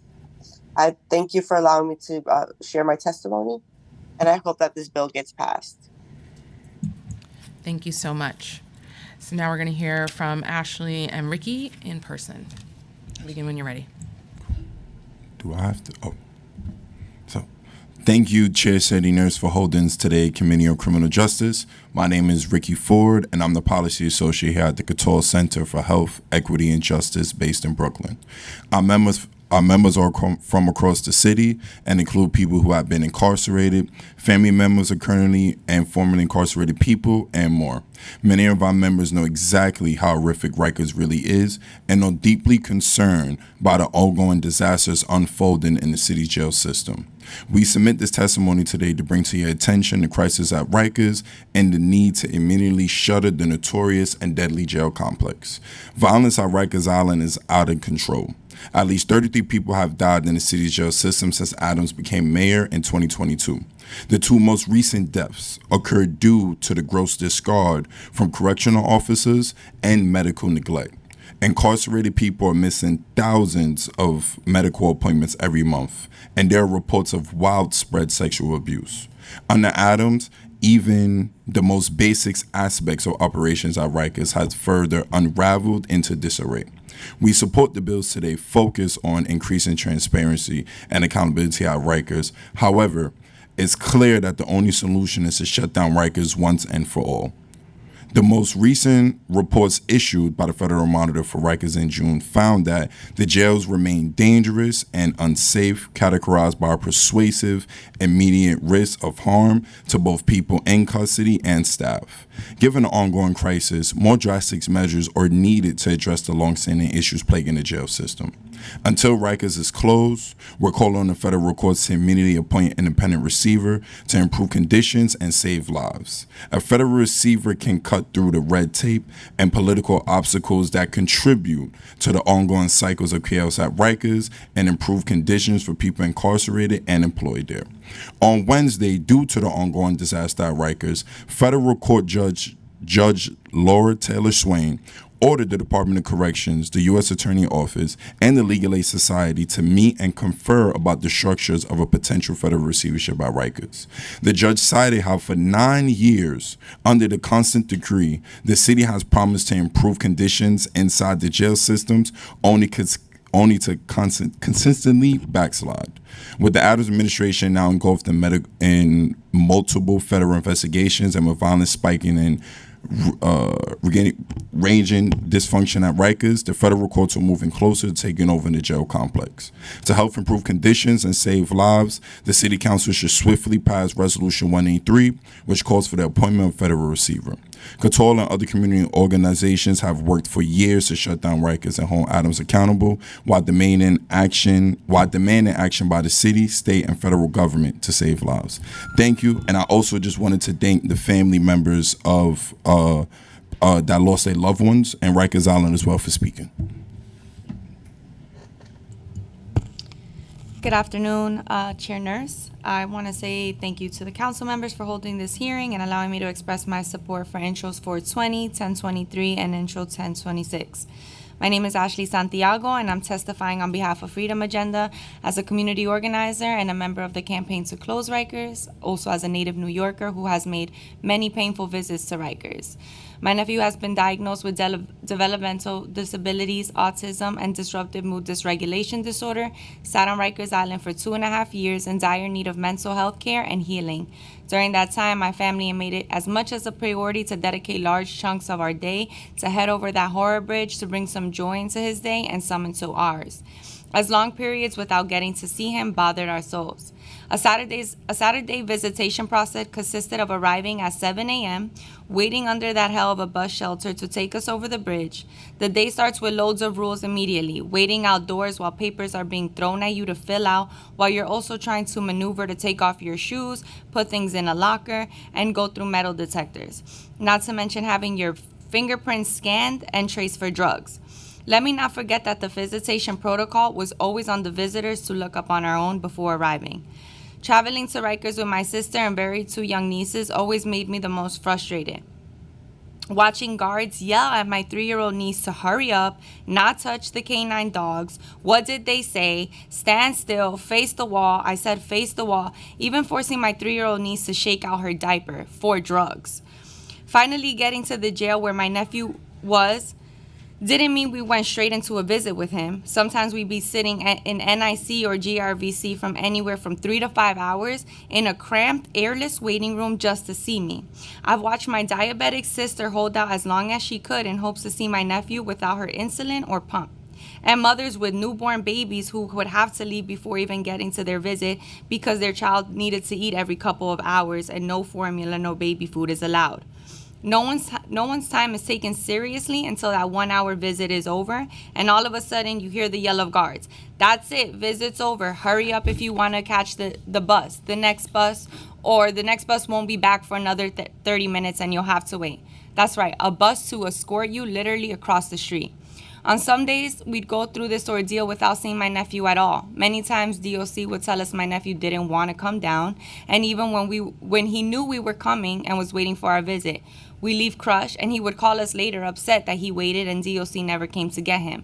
On many days, we also traveled all the way to the island just to be told at the main entrance, for example, if anyone is here for OBCC, please turn back around. The building is on lockdown and they won't be getting any visitation.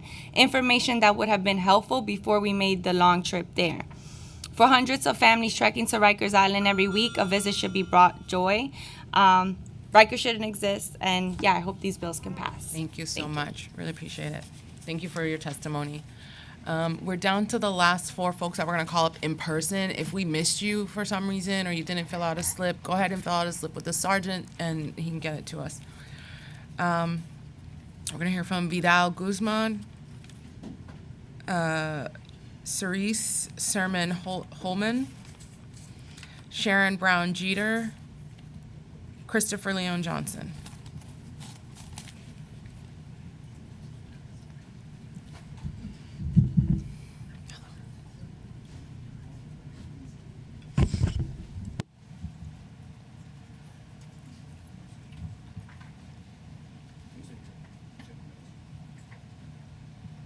You can begin when you're ready.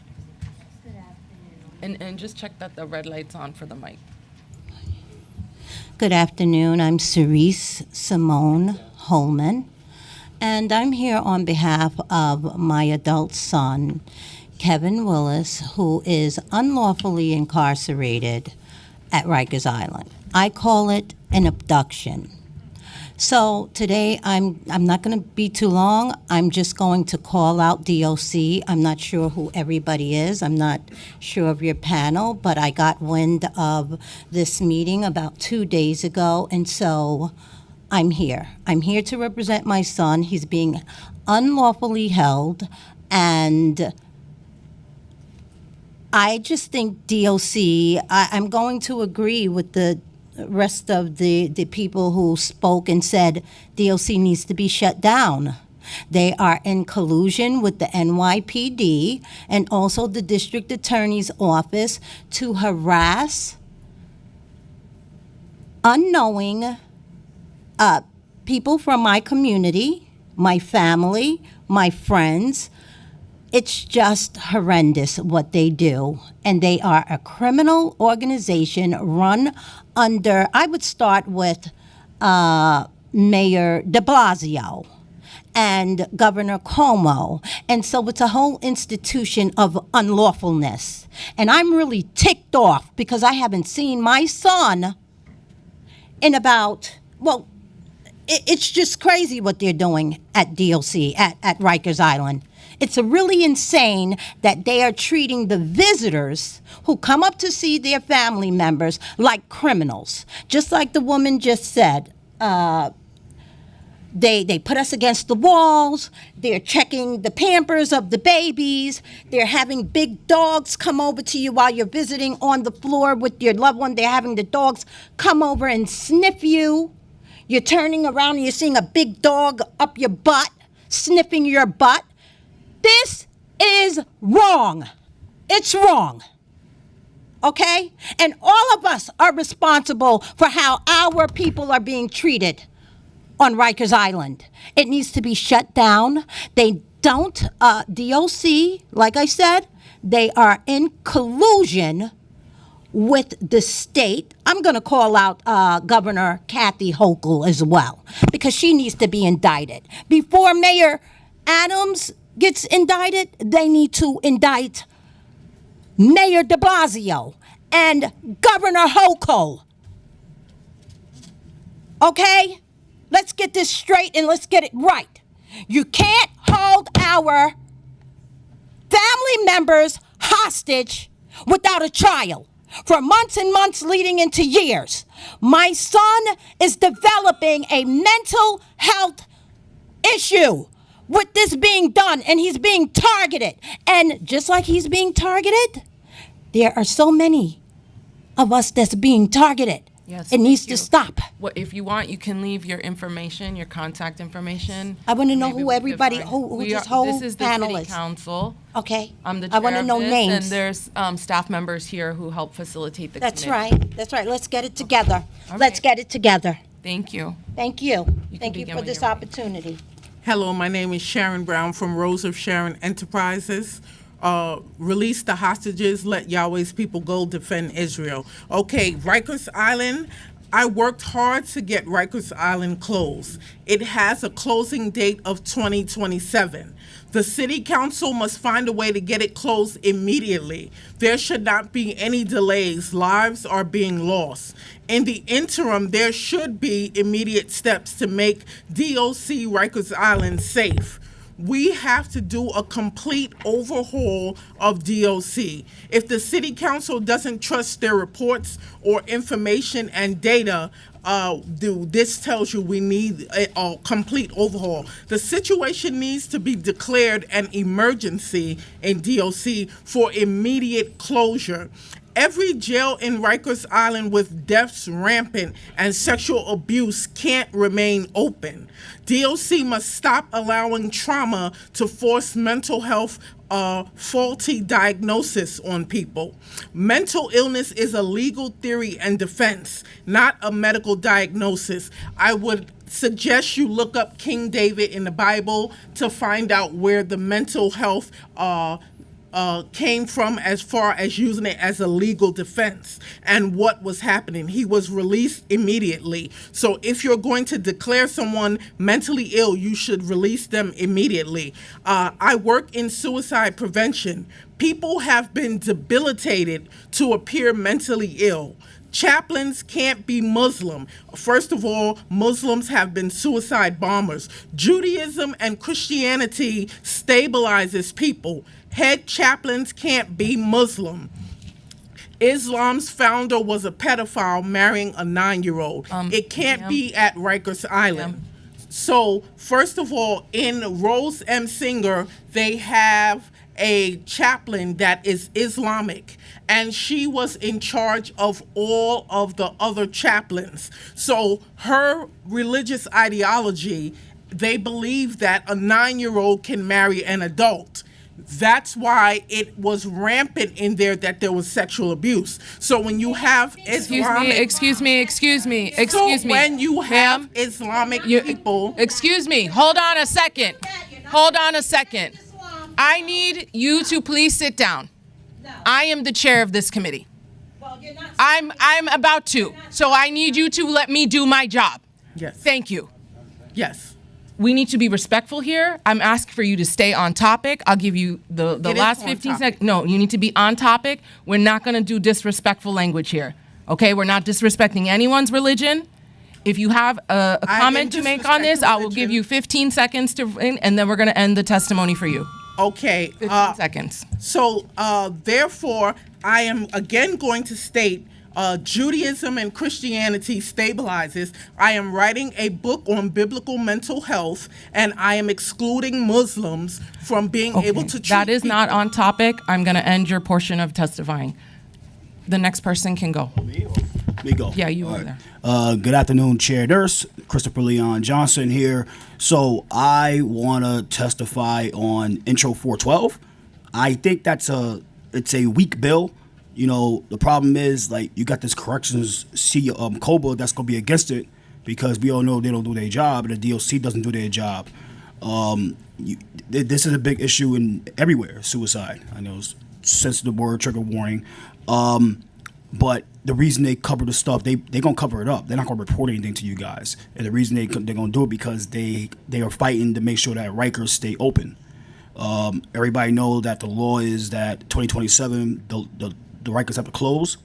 But to be real, it's not going to close down because, look, this mayor, Eric Adams, a sociopath, he just got indicted today, and he's not stepping down. I have a big feeling that he's going to win his re-election because I know a lot of the candidates are mostly progressive, and he's just so moderate, he's going to win this, even in RCB. Or if he resigns, Governor Cuomo is going to jump in that race. Former Governor Cuomo is going to jump in that race, I know. And if he jumps in, COBA is going to endorse him. Cuomo's going to be the strongest candidate running in that special election. On topic. I know I'm on top. I'm on topic, but COBA is going to endorse him. COBA is against a lot of these bills, especially Intro 412. And he's gonna say, well, if you support me, I'm gonna make sure these bills doesn't get passed. I'm gonna veto every bill that is in this committee right now in this hearing.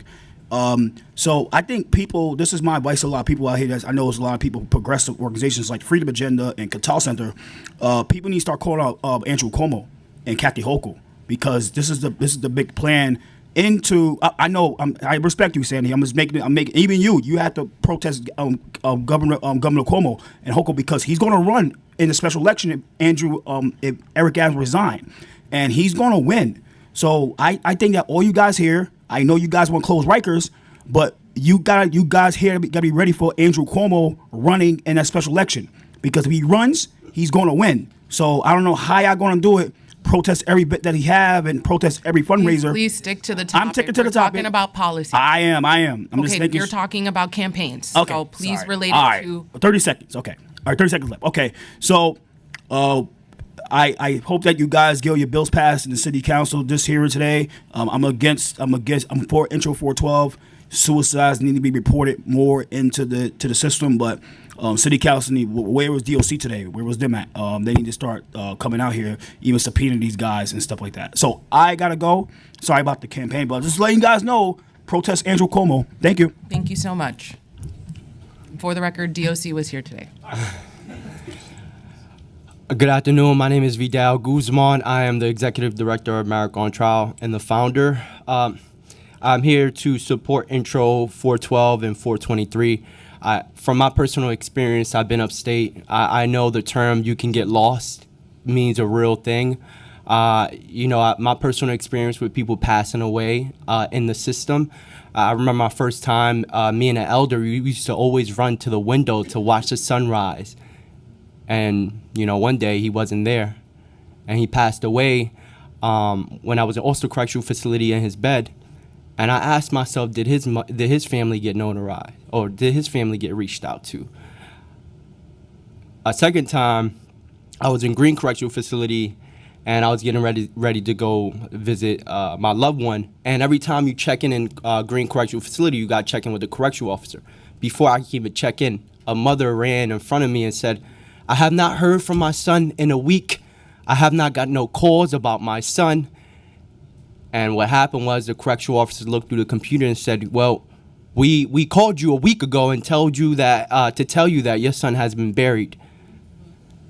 And for me, being in Green Correctional Facility, being 19 years old, that was the biggest fear of anyone when we mean the term of getting lost in the system. Or the ones who land in solitary confinement. I heard about a story that somebody landed in solitary confinement and they heard about that their family was in danger. So they couldn't even, when you're in solitary confinement, you can't make calls, but you can reach out to the counselor and let them know, like, yeah, my family's in danger. I need to get in contact with somebody. The next day, his family was killed. And that same day, he took his life. And I asked myself, who exactly did he was able to reach out to, or who exactly was the Department of Correction able to reach out to? When we hear these stories, the intro 412 and 423, I hope this becomes a domino effect in other different counties as well, because the term of getting lost in the system is real, and accountabilities is real. And for a lot of brothers and sisters upstate that maybe landed through Rikers and going upstate, I think accountabilities has to be the center of this conversation. The last thing I say is, people are these are humans, right? Everybody deserves to have contact with their loved ones in any situations. So just pass these bills and make sure accountabilities is in the center, the middle, and at the end of every issue when it comes to making sure family members know what happened to their families while they're incarcerated. Thank you. Thank you for your testimony. If there's anyone else here who wants to testify in person, please give the sergeant a shout. We're going to move on to Zoom. There were some folks that are registered but aren't present, and that was Babacar Dieng, Galloway, Tamara Carter. I'm going to call Chaplain Dr. Victoria Phillips to testify. You may begin. Can you hear me? Peace and blessings. Can you hear me? Yes. Can they hear? Oh, Yes. okay. Peace and blessings, everyone, chairs and council members. I am Chaplain Dr. Victoria Phillips. Today, I'm speaking as founder and CEO of Visionary Ministries and leader or member of many coalitions. This year, this city lost a detainee and uniformed staff member who both dropped in the yard and now are no longer with us. Rikers is not safe for anyone. Years ago, the Jails Action Coalition and others fought to remove horizons for a more just healthcare system and response. The unfortunate truth is I've worked with each family you heard today, and my ministry doesn't stop at a rally. I answer 4 a.m. calls for emotional, financial, and spiritual support. New York City leaders continue to give condolences and thank loved ones for speaking a truth that they never should have to do. While DOC and at times CHS accountability and transparency continue to fall short. Serious injury. In June 2024, I was referred to assist a female officer who was sexually assaulted by another officer. It occurred on tour and I believe on camera. It was being pushed away based on who he's related to. No one had responded to her from investigation until the day after I informed the high-ranking DOC official that I wanted to discuss an officer assault with her. In July, I was referred to Charisma Jones' family to assist as I do with families in their grieving process. New York City correctional system failed this 23-year-old. She died July 14th after being medically tortured.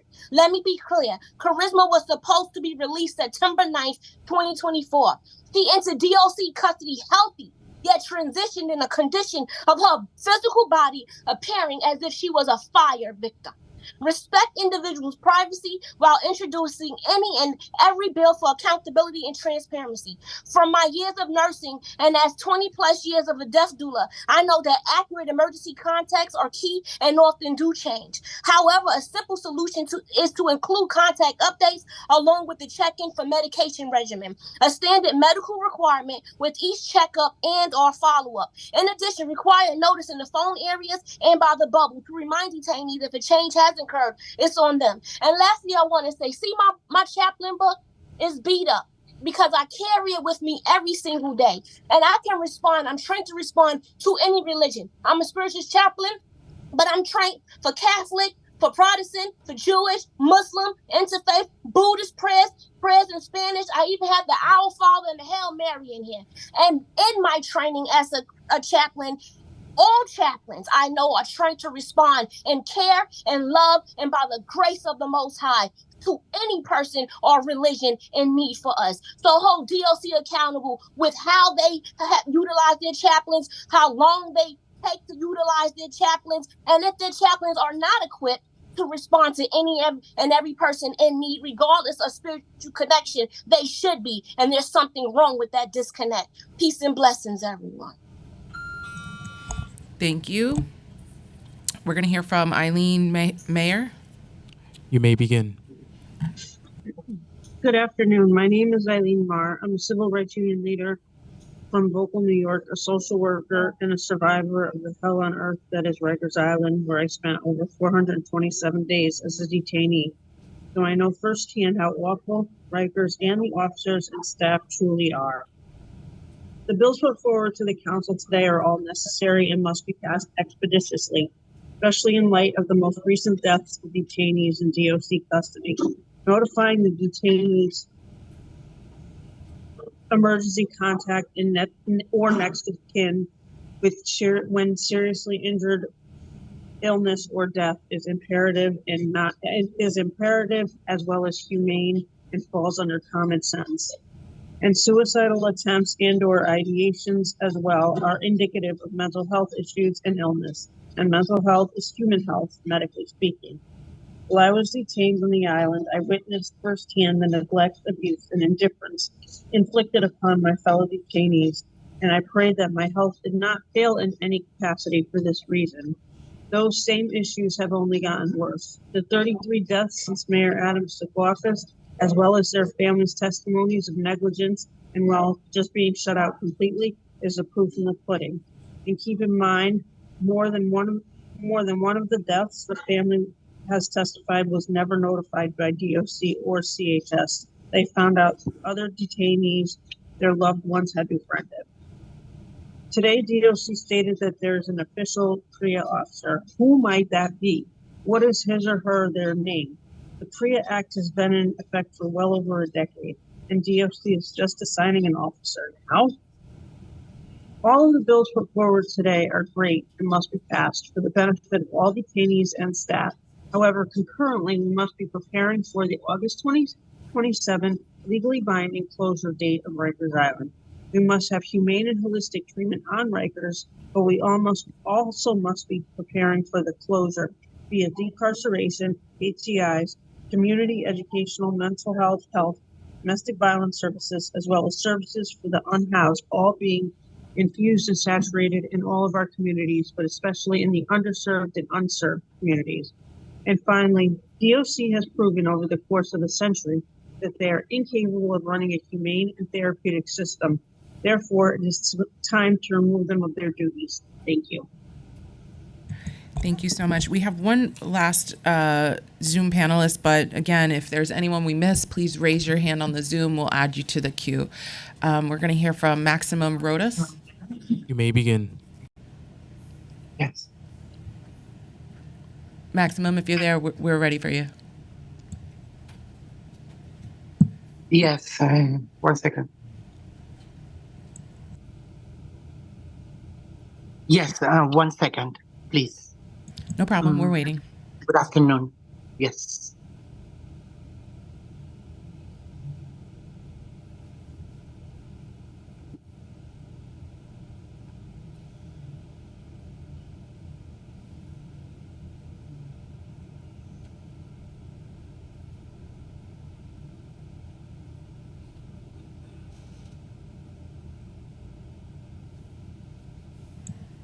I'm going to give the thank you to the people in the room today.